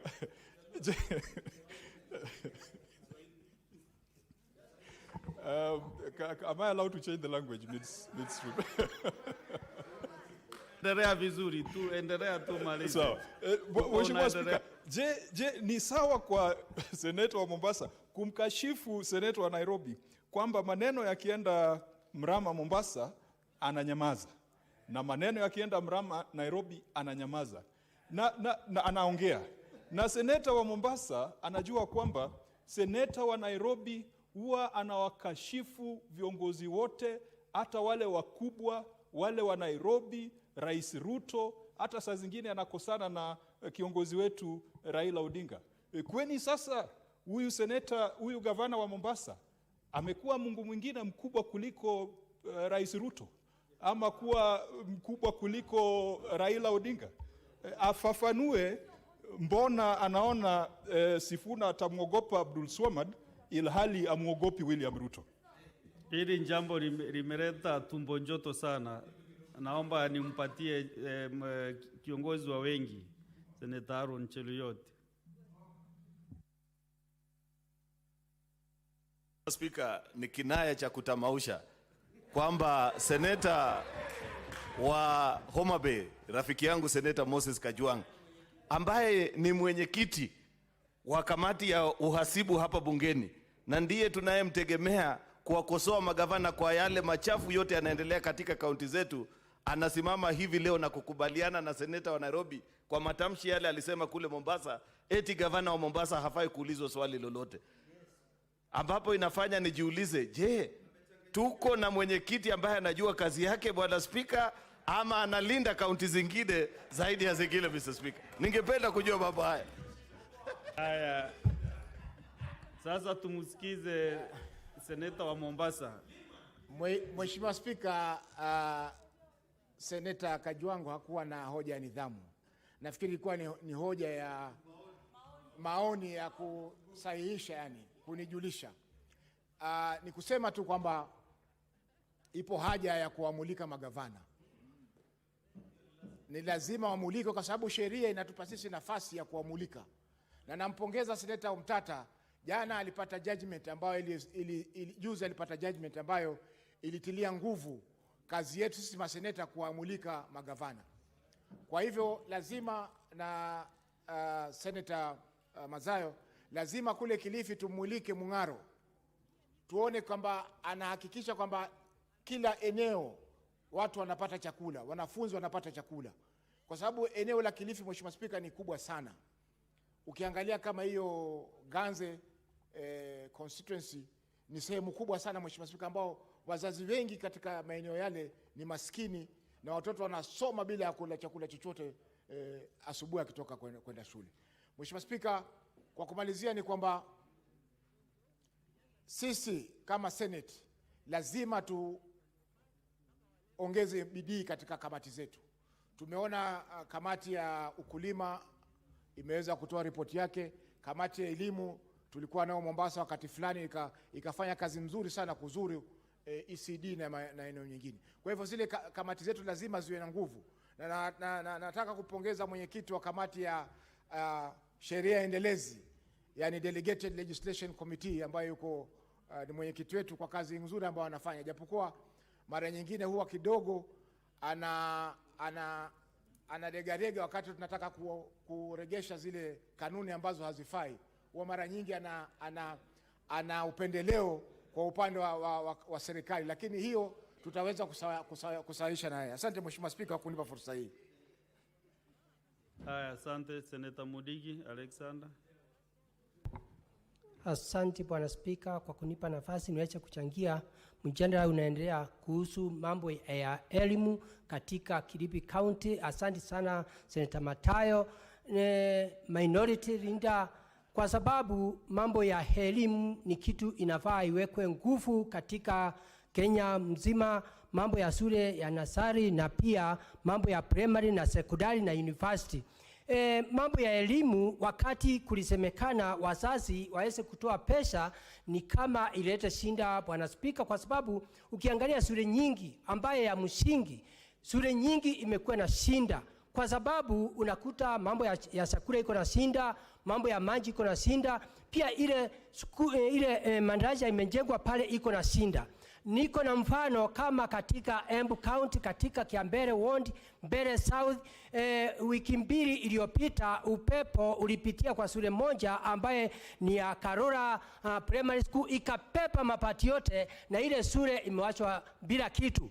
Bwana Spika, kumekuwa na shinda, na tumeona hii serikali ya muungano ama serikali ya Kenya Kwanza ikiajiri walimu 76 na imefanya kazi nzuri sana. Na pia tunasikia hii serikali pia itaajiri walimu 20,000, lakini upande wa ya mijengo ile ilijengwa wakati sisi tulikuwa wanafunzi, hiyo mijengo mpaka sasa ndio inaendelea. Pia tungeomba Bwana Spika, mambo ya elimu iweze kuangaliwa, mambo ya mijengo, na pia mwenyekiti wa mazingira ako katika nyumba hii na mara mingi amekuwa kutembea hapa na pale, Bwana Kajwang', na pia tungeomba aweze kusema katika Kenya hii shule zote ni wangapi wamepatiwa miti, ama watoto wetu wamepatiwa miti namna gani, ndio sile upepo ikuja ndio ile madarasa isiweze kupomolewa. Pia mambo ya maji, unakuta watoto wetu wako na sinda. Kwa hivyo ndio tunasema kila county iweze kujengewa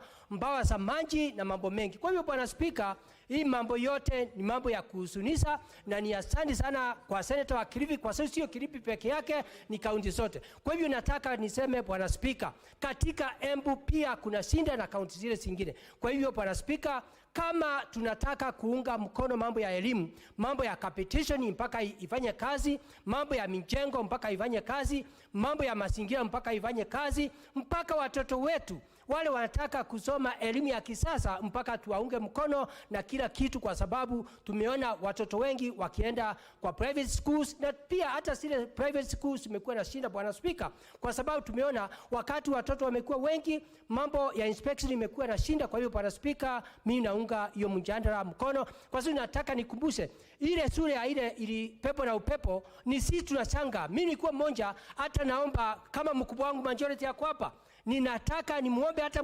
mchango hata kidogo, nikienda siku ya Jumatatu napeleka mchango na kuomba 100, na pia na wale wengine watanichangia niweze kuenda kusaidia. Kwa hivyo Bwana Speaker, sisi tukiwa masinani kama Embu County na zile county zingine tuko na sinda. Asante Bwana Speaker. Majority najua umesikia hiyo.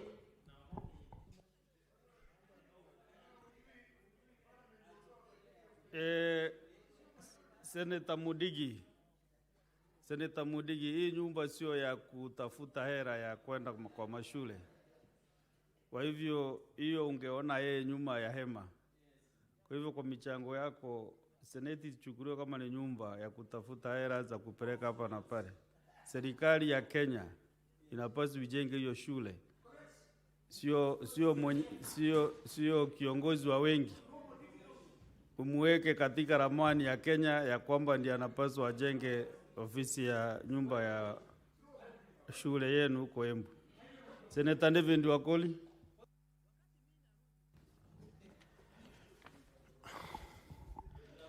Thank you Honorable Speaker kwa nafasi ambayo umenipa kuchangia hoja ambazo wenzangu wameweza kuchangia, hususan ubomoaji wa maeneo ya makazi ya Wakenya katika maeneo mbalimbali hapa jijini Nairobi.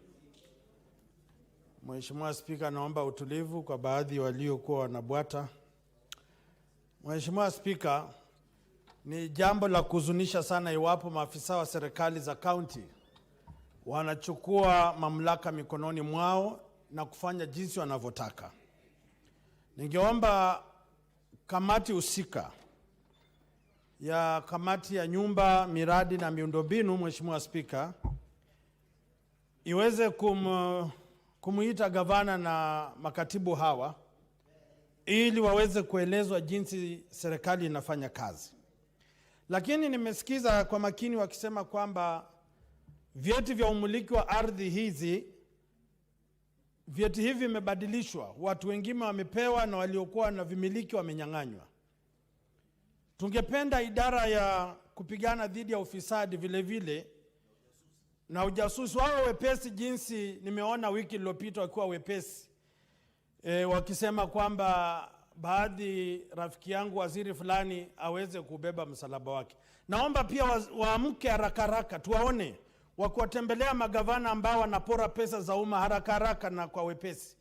Sio tu kwamba wao wanakinzana katika koti na kutofanya kazi yao jinsi inavyotakikana. Mheshimiwa Spika, jambo la vyuo vya chekechea, nursery schools, Mheshimiwa Spika, ukienda maeneo mbalimbali humu nchini utaona miundo ni tofauti, madarasa ni tofauti, madawati ama vifaa vya matumizi ya kufunza watoto ni tofauti.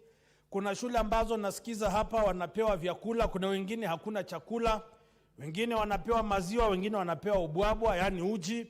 Lazima kuwe na mfumo ambao unaeleweka. Na vile vile tuhakikishe kwamba kamati ya elimu inahakikisha kwamba kuna mfumo unaoeleweka, na katika bajeti za kaunti pesa zinazoeleweka kuendeleza masomo ya vyuo vya chekechea. Lakini wapo tutakuwa tunatoa tu hoja hapa bunge, Mheshimiwa Spika, kuwafurahisha Wakenya kwamba tumekasirika, Mheshimiwa Spika, na kutoa misamiati mizito. Hatuwasaidii watoto.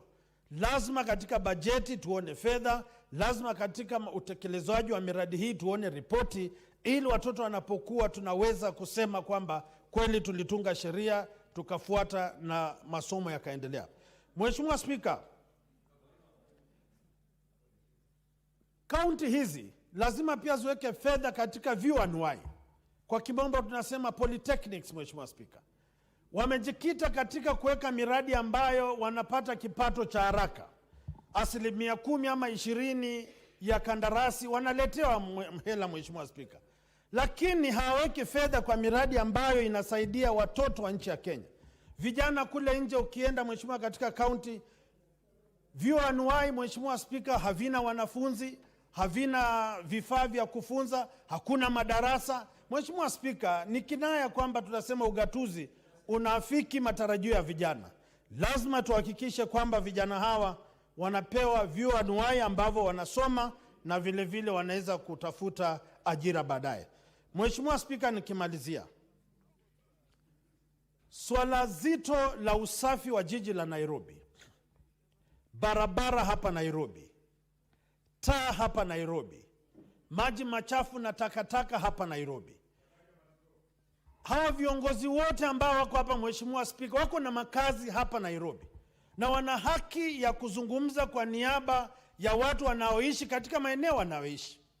Na tunapozungumza hivi ni muhimu gavana wa Nairobi ajue. Juzi, Mheshimiwa Spika, naomba kiongozi wa wengi, Mheshimiwa Aaron, juzi Mheshimiwa Raila Amolo Odinga aliturai kwamba tuachie viongozi wa wadi nafasi kumulika na kuatia msasa magavana, kutia msasa magavana. Ghafla tukagundua kwamba walipoanza kupandisha sauti na kunyosha palipo kelele, wakaambiwa enda pole, punguza sauti. Sijui ni sauti unapokula utoi sauti, ama unapotoa sauti unafinywa. Lazima viongozi wa wadi wapewe nafasi kupambana na magavana madhalimu kama huyu ambaye tunaona hapa Nairobi. Mheshimiwa Spika, usiku huwezi tembea hapa Nairobi. Either utakutana na kinyezi hewani ama kwa mashinani, utakutana na majitaka barabarani, utakutana na giza mahali ambapo huwezi tembea, na huku watu wanataka tu, unajua, na kuna wacha mambo. Mheshimiwa Spika, kaunti ya Nairobi, Wakenya wote kutoka tabaka zote wanaishi hapa Nairobi, na nina haki ya kusema kwamba ninahuzunika na wapiga kura wa Nairobi. Ninaonea huruma, na iwapo tunapenda Kenya hii lazima tuseme ukweli. Hata kwangu Bungoma kuna shida, na lazima tupambane na hawa watu, awe upande wa serikali ama sio wa serikali. Mugala muwe na haki mpe. Kaende Mheshimiwa Spika, naomba kwamba ukweli usemwe. Sasa malizia. Naomba Mheshimiwa Spika, najua wengi wamekwazwa mioyo, naomba niwachie hapo, tutakutana baadaye.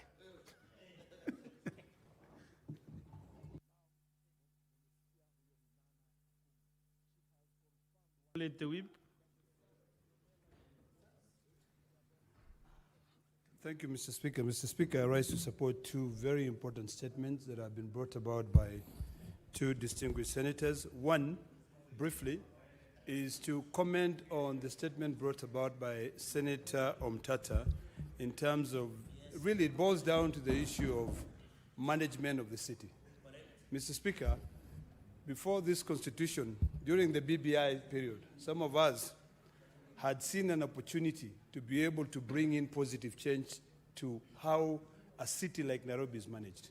We compared it with a city like Addis Ababa, which has got about 10 sub-counties in it, managed by different authorities, to be able to ensure that they deal with waste management, they deal with sanitation, and they also deal with service delivery.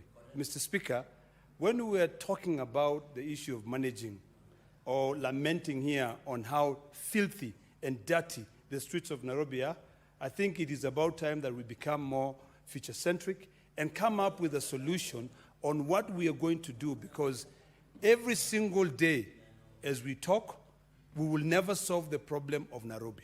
Nairobi will continue being filthy dirty. Mr. Speaker, if you go to Enterprise Road, you'll be shocked.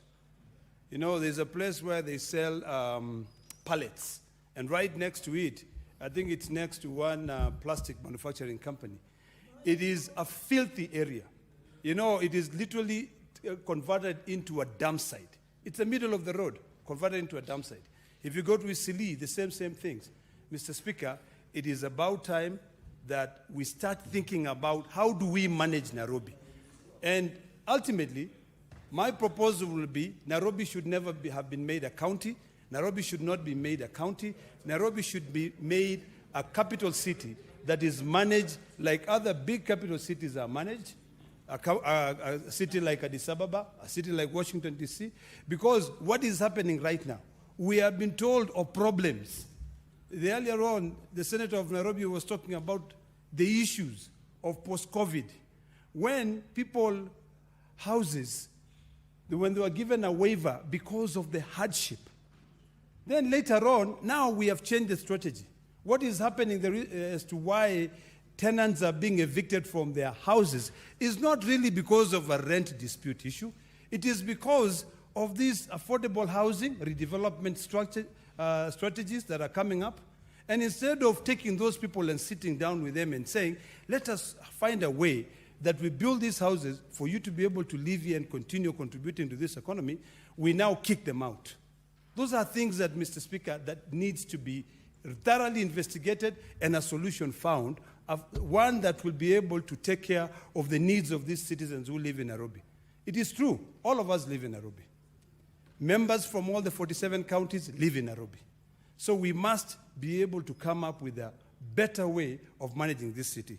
Secondly, Mr. Speaker, I don't want to waste a lot of time on these issues, is the statement raised by the good Senator of Kilifi. Mr. Speaker, we were in Kilifi a while ago, and all of us were shocked with the level of poverty in Kilifi. We talked about affirmative action in Kilifi. We talked about the challenges that Kilifi County faces. The same challenges that Kilifi County is facing right now. In fact, it made me say that we in Narok County are better. Because when you look at the schools, the issues that have been raised here, Mr. Speaker, by the distinguished senator from Kilifi are issues that requires us to be very keen on also following up. Number one, why is it that in Kilifi, and not only Kilifi, but in a lot of rural counties, maybe Tana River, maybe even part of Narok, the Ministry of Education has not fully carried out an audit to find out how deplorable primary schools are and put a budget based on counties, not just a budget based on who you know. A lot of governors are now building primary schools. That is not their responsibility. That is the responsibility of the national government. So the issue, the first issue that the senator raises is an issue that requires us to follow up. The ministry, the Committee on Education should follow up to ensure that that matter of deplorable schools, primary schools in Kilifi is taken care of. Number two, Mr. Speaker, the good distinguished senator raised an issue of food for kids. It is true, recently we saw a video in social media, in the mainstream, where kids were being asked to recite Hare Krishna for them to be given food. For that, Mr. Speaker, I only have to go to the Bible, and I'm happy that the pastor is here. I think it is Matthew 3:6, where it says that you should not let your left hand know what your right hand is doing. When you give, give in secrecy. You know, if you're willing to give, whoever has gone there, don't force the kids to recite, you know, so that you can be able to give them food. I was sitting down here and we were discussing it with my minority leader, and he said a long time ago, some of us were being told to go to Catholic to school, and we have to be able to do the Lord's Prayer before we're given food. Is that right? That is not right. Why are we still poor in this country? Why can't we not be happy with what we have and we share among each other? The amount of money that goes to Kilifi is a lot of money. But is it proportional to the amount of money that is budgeted by the Ministry of Education to be able to support the kids in Kilifi? So, Mr. Speaker, these issues that have been raised are important. Number one, the Ministry of Education now needs to carry out an audit to figure out how are you expensing out your budget. Are you expensing out your budget to be able to offer affirmative action to support other schools? Or number two, what can we do to ensure that these kids who cannot afford a meal are actually taken care of? Those are issues that I hope will not disappear in this statement as we try to sensationalize the issues of poverty in the country, that we follow through, and I hope our committee will do the same. Thank you, Mr. Speaker. Honorable Senators, if you can realize I have extended the time and allocated for the commensal statements. But I have strictly 8 minutes. At 5, we should cruise on this matter. So if you allow 2 minutes each, I will get 2 from this side and 2 from the other side. Senator Mungatana Danson. Then we conclude. 2 minutes, kindly. Thank you, Mr. Speaker. Mr. Speaker, there is a statement that was raised before this House, Mr. Speaker, on the tender that is supposed to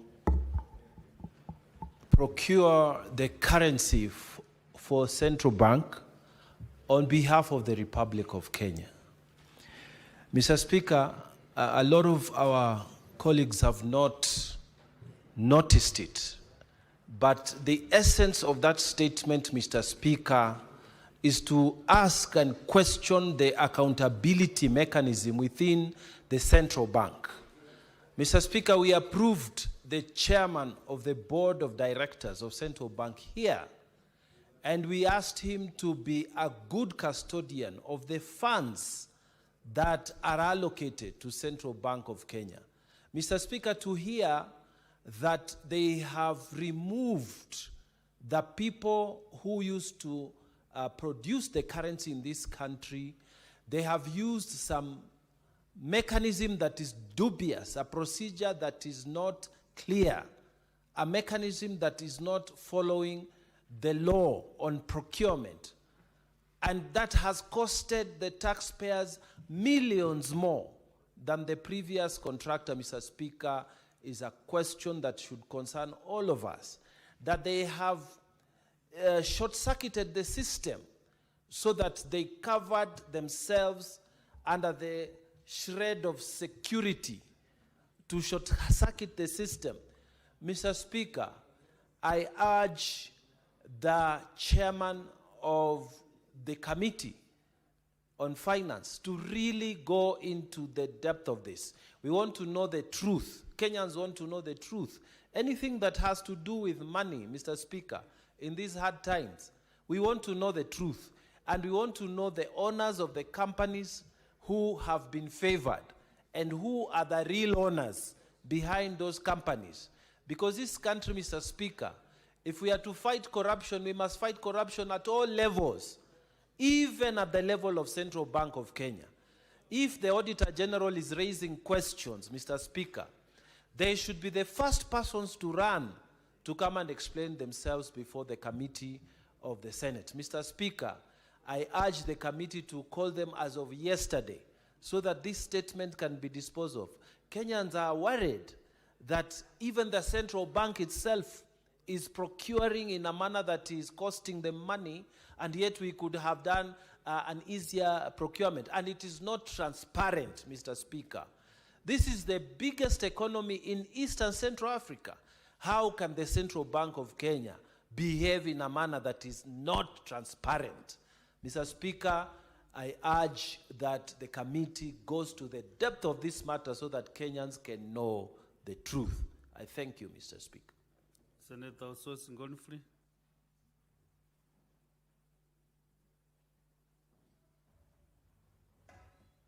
Thank you, Mr. Speaker. Mr. Speaker, I wanted to make a comment on the statement by Senator of Kilifi regarding the school infrastructure in Kilifi. Mr. Speaker, it is sad that we hear that some counties do not have proper school infrastructure. And we have been made to believe, especially in this house, that CDF is doing wonders. It is ensuring that we have good infrastructure in school. And I've been saying the only fund that is working in this country is CDF fund. The county, the money that goes to the counties is not doing anything. But now when you hear examples from counties like Kilifi, that the schools are in deplorable conditions, Mr. Speaker, then you begin to question that narrative that of CDF, Mr. Speaker. Mr. Speaker, even in my own county, I have visited many schools that have very bad infrastructure because of poor workmanship of some of the projects under CDF. And you go there and you are being asked to give some money basically to repair buildings, your own money as a senator, knowing very well senators do not have a fund. Mr. Speaker, I think this is the highest moment that we need to question this CDF. Because this CDF is just a political money to help members of the National Assembly run around over the weekend pretending to launch projects which they are not even indicating that they are a project of government of Kenya. Some of them are even given bursaries and saying they are the ones giving bursaries. Mr. Speaker, I think this Senate should take this matter very seriously and question the existence of this CDF, Mr. Speaker. Mr. Speaker, as a deputy party leader of ODM, I support my party leader when he says that this CDF must be rechanneled to our counties. So that money, we will now question the governors how they are using that money. Because CDF, when you see the members of the National Assembly fighting harder to retain CDF, then you know there is something they're trying to hide, Mr. Speaker. Mr. Speaker, something has to be done, and I want to join the Senator for Kilifi to say that it is not just Kilifi. Many other counties have challenges with the school infrastructure because of, one, the way the CDF is distributed in the constituencies, two, the quality of workmanship on the buildings that are done by some of the CDF committees, Mr. Speaker. After 1 or 2 months, you hear the floor has gone. So the principal will now start running around and saying he needs money to repair a floor. And someone has been paid for that money, Mr. Speaker, to do that work. So I think this is an eye-opener, and I want to request the Committee of Education to not only focus on Kilifi, but all the other counties, Mr. Speaker, so that we can have a report, a serious report that will indicate the performance of CDF in matters of school infrastructure across the country, Mr. Speaker. I support. Okay, Senator Chalagay Samson. Thank you, Mr. Speaker. From the onset, I want to say on the issue of Nairobi, Mr. Speaker, I think let us not waste time. Mr. Speaker, Nairobi is pathetic, Mr. Speaker. It's a crime scene. Mr. Speaker, I wish the members of County Assembly of Nairobi should have impeached Governor Sakaja a long time ago. Because this city, Mr. Speaker, when you drive around, it is in total chaos messed, Mr. Speaker. You go to Isili, you go within downtown CBD, Kilimani, and many areas, Mr. Speaker. In fact, to make it worse, Mr. Speaker, the information I have is that even the governor has relocated from official office of the governor here in the CBD to go to Riverside in Westlands, which is hampering access to the public to seek for services, Mr. Speaker. I want to appeal, Mr. Speaker, that even as we go into the future, MCS must do their job, Mr. Speaker. In fact, if you look at the performance, I saw the other day, Mr. Speaker, let me use an example because I sit in Public Accounts Committee. The revenue potential of Nairobi is 63 billion, but they are only collecting 13 billion, Mr. Speaker. 50 billion plus is lost in any financial year under on-source revenue, Mr. Speaker.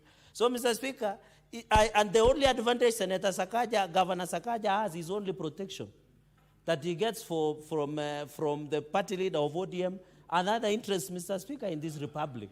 We must be told, Mr. Speaker, we must be told, why are we protecting, Mr. Speaker? I cannot be challenged, Mr. Speaker, because the MCS were called, and it is in the public domain that the MCS were called and told them, go slow, Mr. Speaker, on the impeachment Senator proceedings, Mr. Chalagay, Speaker. there is a point of order from Senator Sos. The deputy party leader of ODM. Correct. Speaker, I didn't want to interrupt my good neighbor and friend, Cherege. But, Mr. Speaker, when it comes to my party, I will be there to protect my party. Standing order number 105, is it in order for Senator Cherege to claim that Sakaja is getting protection from the leader of ODM? Does he have any evidence to table to this House? And if he doesn't have evidence, Mr. Speaker, can you take action against Senator Cherege for those reckless comments in this House? Proceed and conclude, Senator Chalagay. In fact, I'm just getting started. Mr. Speaker, sorry, I respect your direction, Mr. Speaker. I respect your direction. Of time. Yes, in the interest of time. In the interest of time. Actually, you have less than 1 minute. Okay, Mr. Speaker, thank you. Mr. Speaker, I want to say there is what we call judicially notice in law. It was in the public domain that there was a meeting between the former Prime Minister and the MCS, and we know Sakaja is being protected. If he was not protected, he would have been impeached before Jesus Christ came. Mr. Speaker, the BC before Christ, Mr. Speaker. This town has gone to the dogs, Mr. Speaker. There are no even dustbins to collect tissue papers on the corridors, Mr. Speaker. Mr. Speaker, I'm telling you, this town, if as a Senate, Article 96 gives us power to protect devolution. Part of protection of devolution is to ensure Nairobi works. And one way of ensuring Nairobi works, he must be impeached, Mr. Speaker. In fact, I'm proposing, as I conclude, Mr. Speaker, that we need, the way Senator Ledama said, to create Nairobi as Nairobi metropolis and be managed independently from other counties, Mr. Speaker. We must manage the constitution. If you give Sakaja to run, Governor Sakaja to run this city, Senator Utsos, it will go to the dogs. It is already with the dogs, Mr. Speaker. So we must ensure, Mr. Speaker, that I want to urge Nairobi MCS to start the impeachment proceedings against Governor Sakaja, Mr. Speaker. In conclusion, if you want to really discuss Senator Sakaja, I mean Governor Sakaja, can you know what to do? Yes. Can you bring that motion to my office tomorrow? I sign. Okay. So that you can have now that attitude. well guided. In this House. Well guided, Mr. Speaker. Well guided, with a lot of respect. Finally, Mr. Speaker, on the issue of Kilifi, Mr. Speaker, I was sad when I saw children being forced to recite prayers. I don't have a problem with donors, but that one is a systematic failure, Mr. Speaker. It is very sad that 800 billion are normally appropriated to education. The school feeding program is the least we could do for our children, Mr. Speaker. Ganze is one of the poorest constituencies in this republic. Mr. Speaker, that calls into question the role of CDF. Mr. Speaker, you are a long-term member of National Assembly. Senator Kalwale is a former member of a member of National Assembly. This shows that CDF does not work. Mr. Speaker, if CDF of Ganze, of Kilifi constituencies, they will have provided school feeding programs, Mr. Speaker. Why do we force our children to recite prayers for food? Mr. Speaker, we used to have sex for grades. Now we have food for prayers and food for learning, Mr. Speaker. We must, as a country, say CDF should go. Let us appropriate money to national government and the county government. And I want to call upon Ministry of Education because they get 800 billion. We saw the other day Ministry of Education telling us there are 50,000 ghost students. 50,000, Mr. Speaker. Yet some children in Kilifi cannot get food, Mr. Speaker. Even Uji. And therefore, Mr. Speaker, I want to challenge that we are very empathetic. As you conclude. Let me conclude, Mr. Speaker. You know, I'm getting emotional because it's about the people of Kilifi. Many young children, Mr. Speaker, and we stand with the minority leader, Mr. Speaker. Even if it means for us as a Senate to get something, but we must call the Ministry of Education to hear, Mr. Speaker. With those very many remarks, Mr. Speaker, I support all the statements that have been brought today. And also next time also you give a case standing of Nandi County. I'm very sympathetic to senators who have been around waiting to make comments. Senator Mofire, 2 minutes kindly. Honorable Speaker. And Thank you then very much, Senator Speaker, Enoch, we conclude that. for this opportunity. Honorable Speaker, we need to have a very deep discussion about the state of our public schools and institutions in this country, Honorable Speaker. And I want to outright respond to the statement by my very good friend and my teacher, Senator Kilifi. The other day, Honorable Speaker, Tharaka-Nithi was in the international news. We had very, very, very, very bad schools, manned ward schools, paraded in all the Pindi houses in this country. I personally went to those schools. Honorable Speaker, those schools, they are not even fit for human habitation. Actually, Honorable Speaker, they are supposed to be condemned. Children are running under trees. Very many schools. By the way, what thank the minister because they sent some people there. They they confirmed quite a number of actually around 46 primary schools in the Raka constituency are not even fit to have children in those schools. Normally, Honorable Speaker, whenever I go home, I normally take a lot of time to interact with those institutions. Honorable Speaker, we need to have a discussion as a house through the Education Committee. And we want to interrogate, where does this capitation money go? Do we have a policy where we're supposed maybe to equalize? You know, you go to some very good constituencies with very nice primary schools, very good institutions. You go to other constituencies. The schools are not even fit even to host anybody. So, Honorable Speaker, I think it's the time now we put the military on notice. We must have a policy as a house to make sure that our children enjoy the right to have better facilities in their jurisdictions. Honorable Speaker, I also want to support the statement by Omtata. Honorable Speaker, Nairobi is militant across the board. There is no place in Nairobi where you would comfortably sit and enjoy. The place is in a mess, and I think that time, Honorable Speaker, we have to do something about this pride of ours called Nairobi in the city. It's no longer in the cities. Nairobi is already in the dark. Thank you, Honorable Speaker. In less than 2 minutes, Senator Wambua Enoch.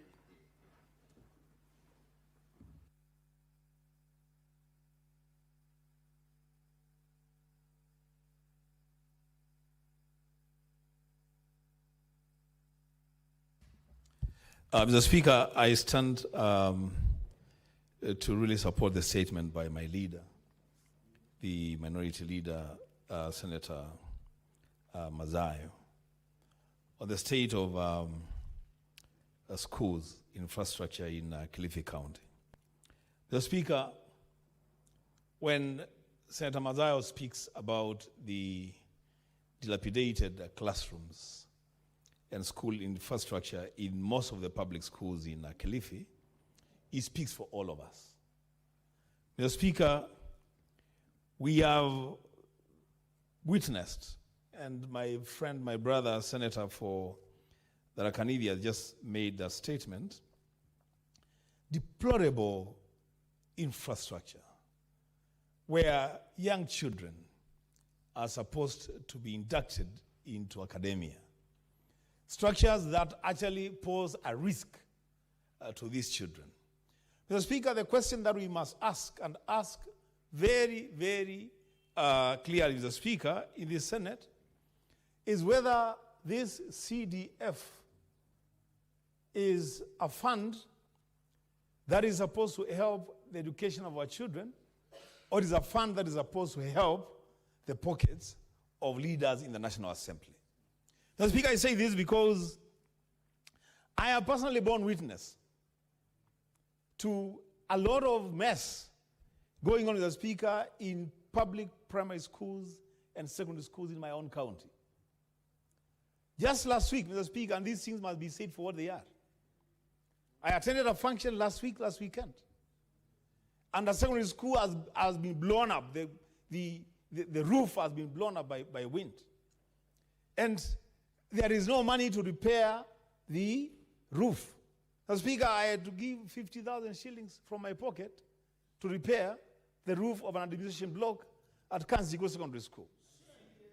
Mr. Speaker, I have had to go into my pocket and give money to construct classrooms to get children learning under trees to access a classroom. And Mr. Speaker, the things that we are doing, we are forced to do as senators and other leaders are things that we are not supposed to be doing if CDF is still in operation.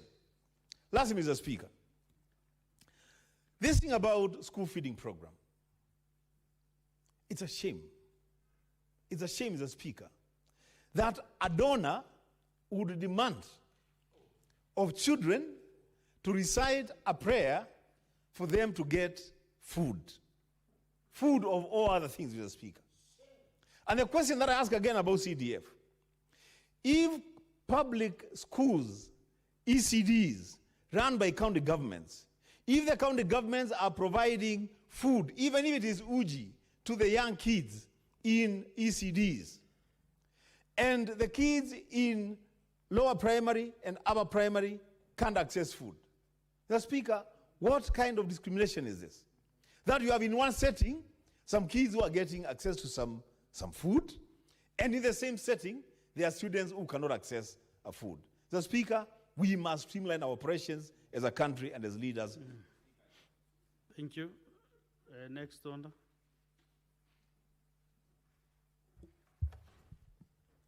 Order number 8, the Electronic Equipment Disposal, Recycling and Reuse Bill, Senate Bills number 5 of 2025, first reading. A bill for an act of parliament to provide a legal framework for environmentally sustainable disposal, recycling and reuse of e-waste, establishing the national e-waste recycling plant, the e-waste sorting site, and the ward consolidation site, and for connected purposes. Next order. Order number 9, the Energy Amendment Bill, Senate Bills number 11 of 2025, first reading. A bill for an act of parliament to amend the Energy Act to exempt county governments from the requirement of consent for purposes of levying charges and for connected purposes. Next order. Order number 10, the Health Amendment Bill, Senate Bills number 12 of 2025, first reading. A bill for an act of parliament to amend the Health Act to prohibit the detention of patients and corpses of patients by health facilities. Okay, honorable senators, at this juncture, the business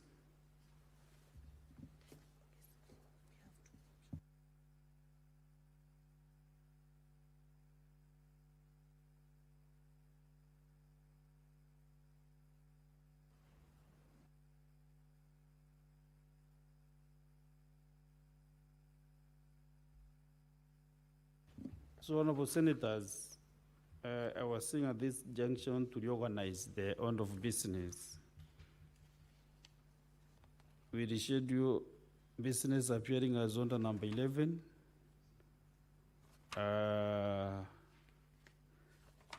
Order number 12, order number 13, we'll go to order number 14.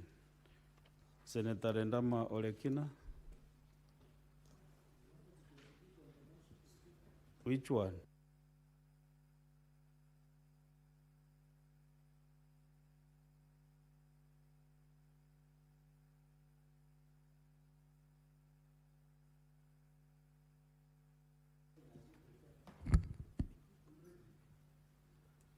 Order number 12. On my screen, I have Senator Chalagay Samson. Wait for the clerk to call the order first. Order number 12.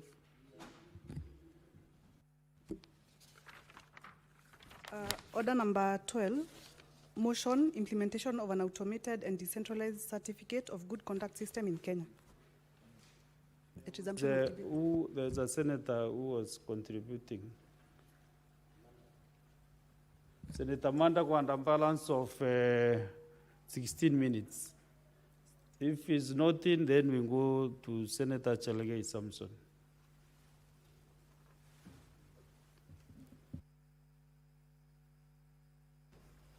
Mr. Speaker, as Senator Ledama prepares for his bill, let me make a few following comments.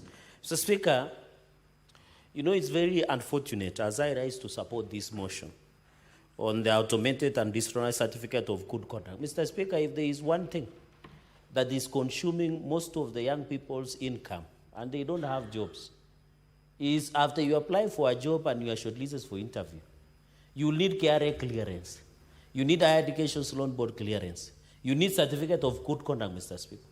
If you look cumulatively plus transport, before a young person in Kenya, at an average, to appear before an interview, they need around 10,000 Kenya shillings.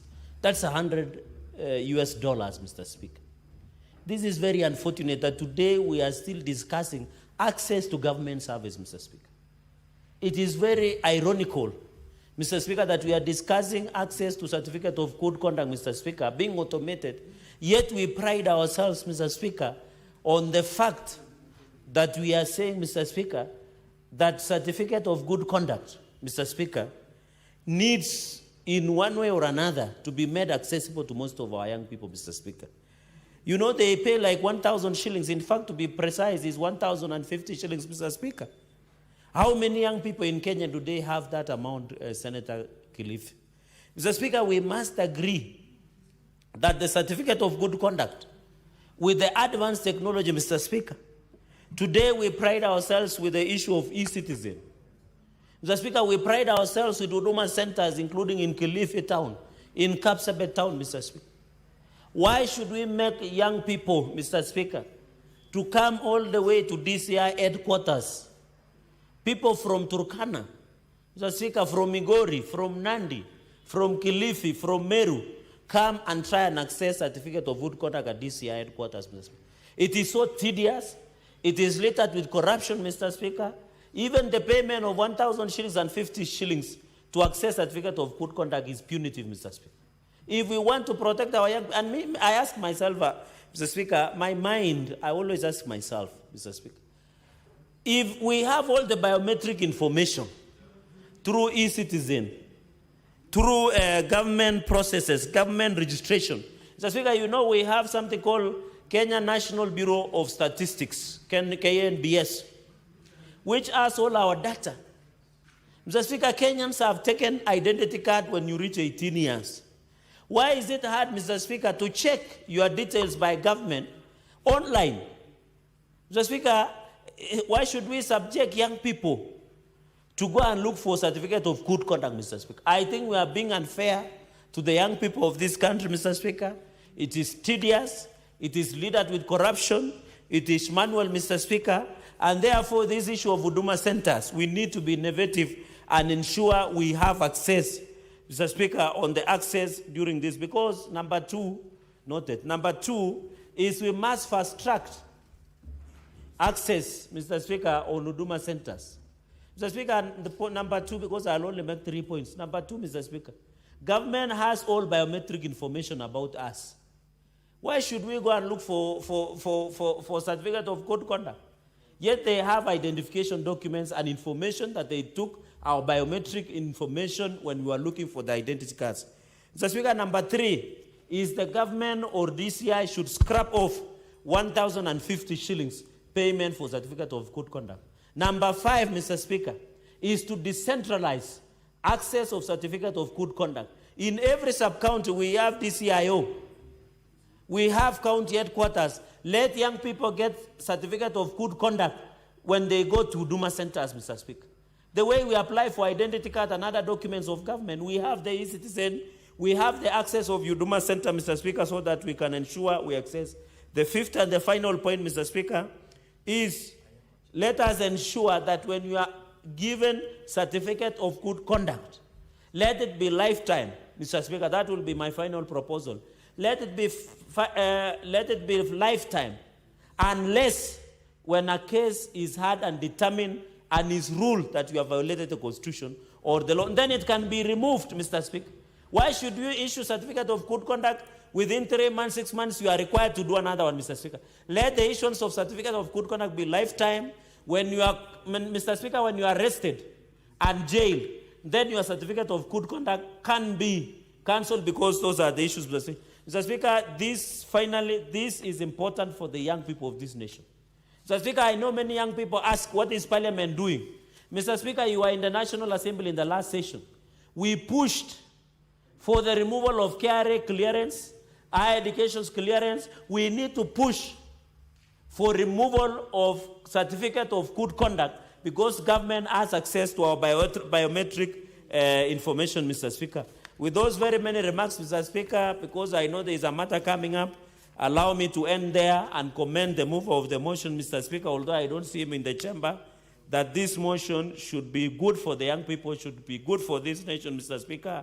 And I hope he should have been here to listen to my comments, Mr. Speaker, instead of following Wamunyoro around. Mr. Speaker, with those many remarks, I support this motion, Mr. Speaker, and I thank you for the indulgence. So, Honorable Senators, the mover of the motion is not allowed to reply. So, we reschedule that portion to the next time. Then I reschedule order appearing as number 13. We reschedule that. We go to order number 14. Senator Lenda Maulekina, can you move your motion? Yes, call, yeah. Order number 14. Order number 14, the Seeds and Plant Varieties Amendment Bill, Senate Bills number 4 of 2025, second reading. Senator Rendama, Olekina.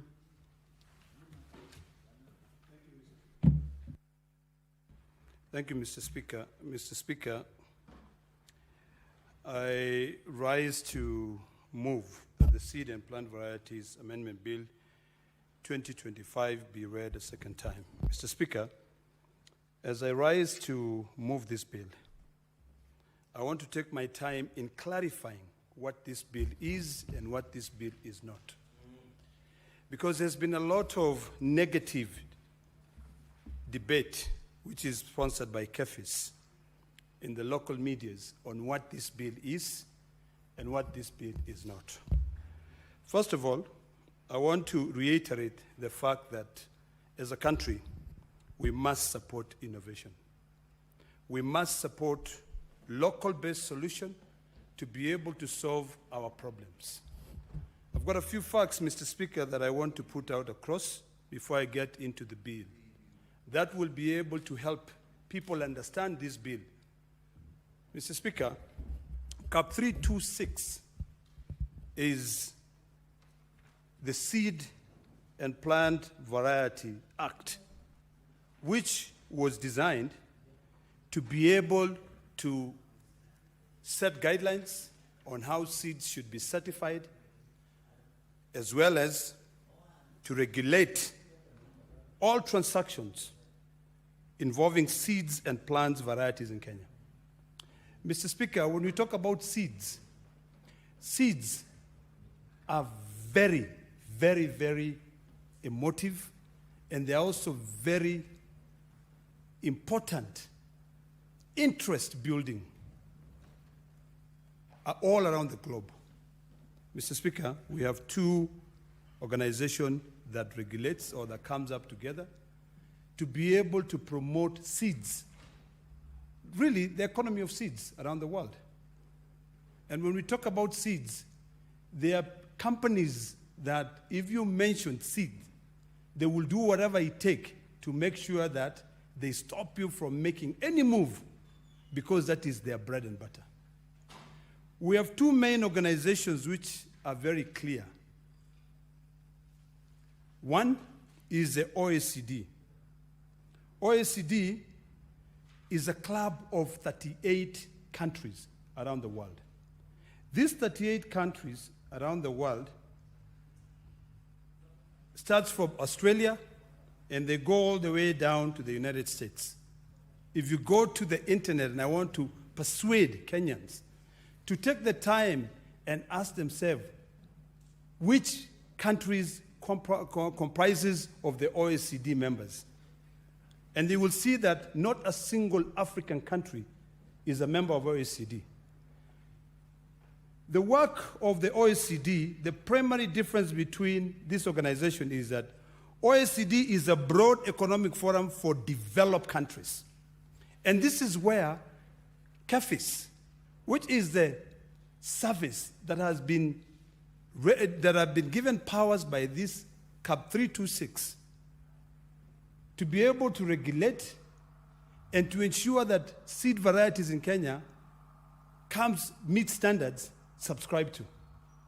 We have a different one, Mr. Speaker, which is called the UPOV.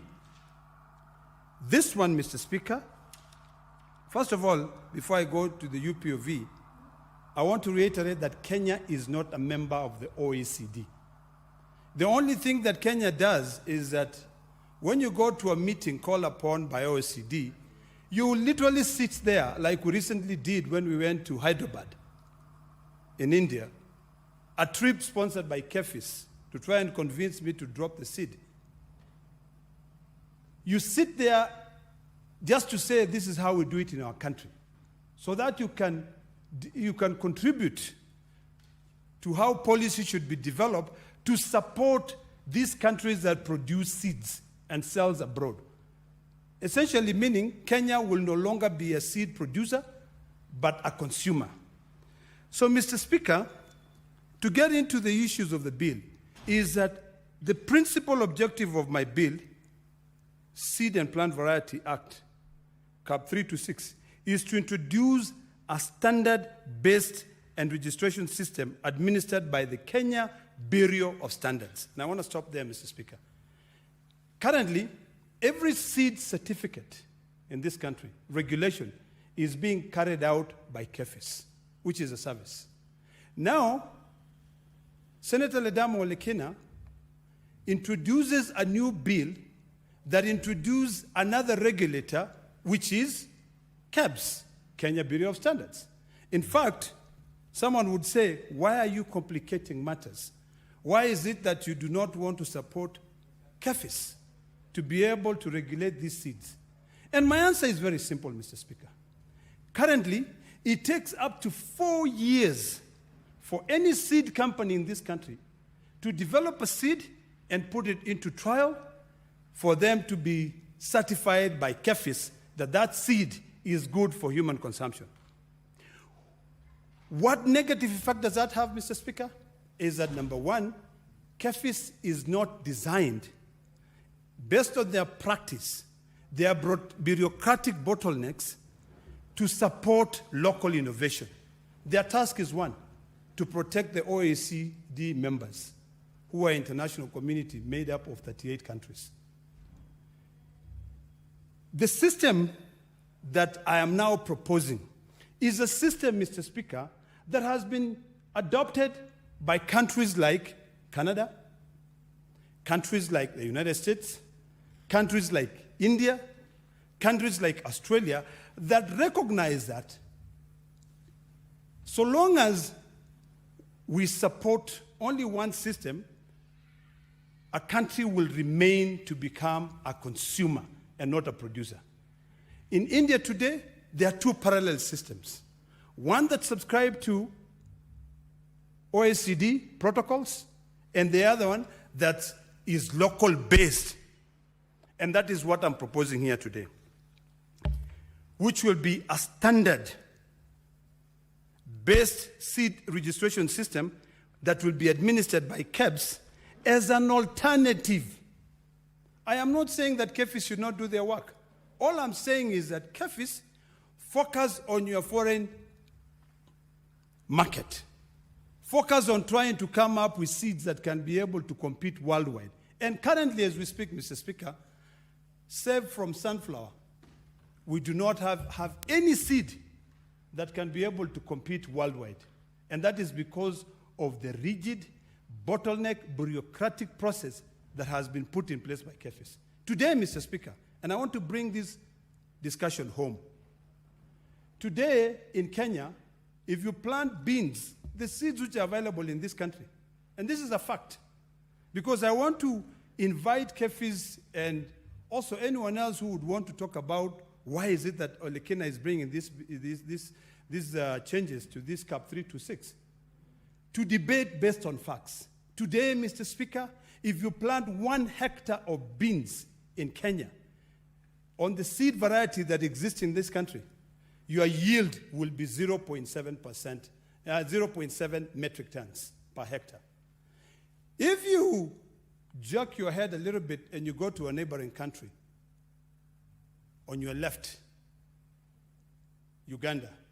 For 1 hectare of beans, the yield is 1.7 metric tons. If you go to Tanzania, the yield is about 1.6 metric tons. If you go to Rwanda, the yield is 1.7 metric tons. If you go to Ethiopia, the yield is about 1.7 metric tons. So you ask yourself, why? The problem has been because it takes up to 4 years and a minimum of $50,000 for a company, a local-based company, a small company, to be able to develop a seed that can be able to compete with international companies that are regulated under the OECD testing systems. Mr. Speaker, it is about time that we think local, we come up with local solutions to be able to ensure food security in this country.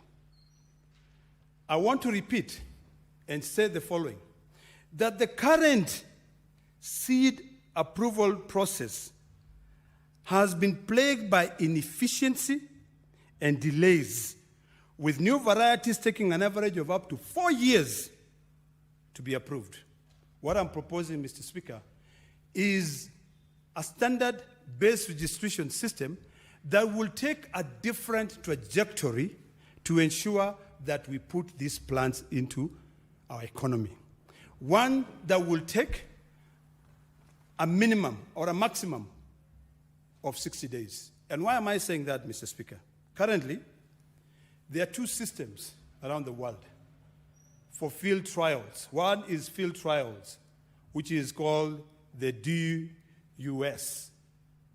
And the other one is a genetic fingerprint. Today, Mr. Speaker, I have a cow, and I'm very proud of that cow, that produces 57 liters of milk a day. I want to go to the lab and take the blood of that cow and try it and use standard that KEB subscribed to, which is a UPOV, based on international standard, that Africa has representation, that Kenya is a member of the UPOV testing standards. To be able to safeguard, keep these genetics for my cow, so that tomorrow...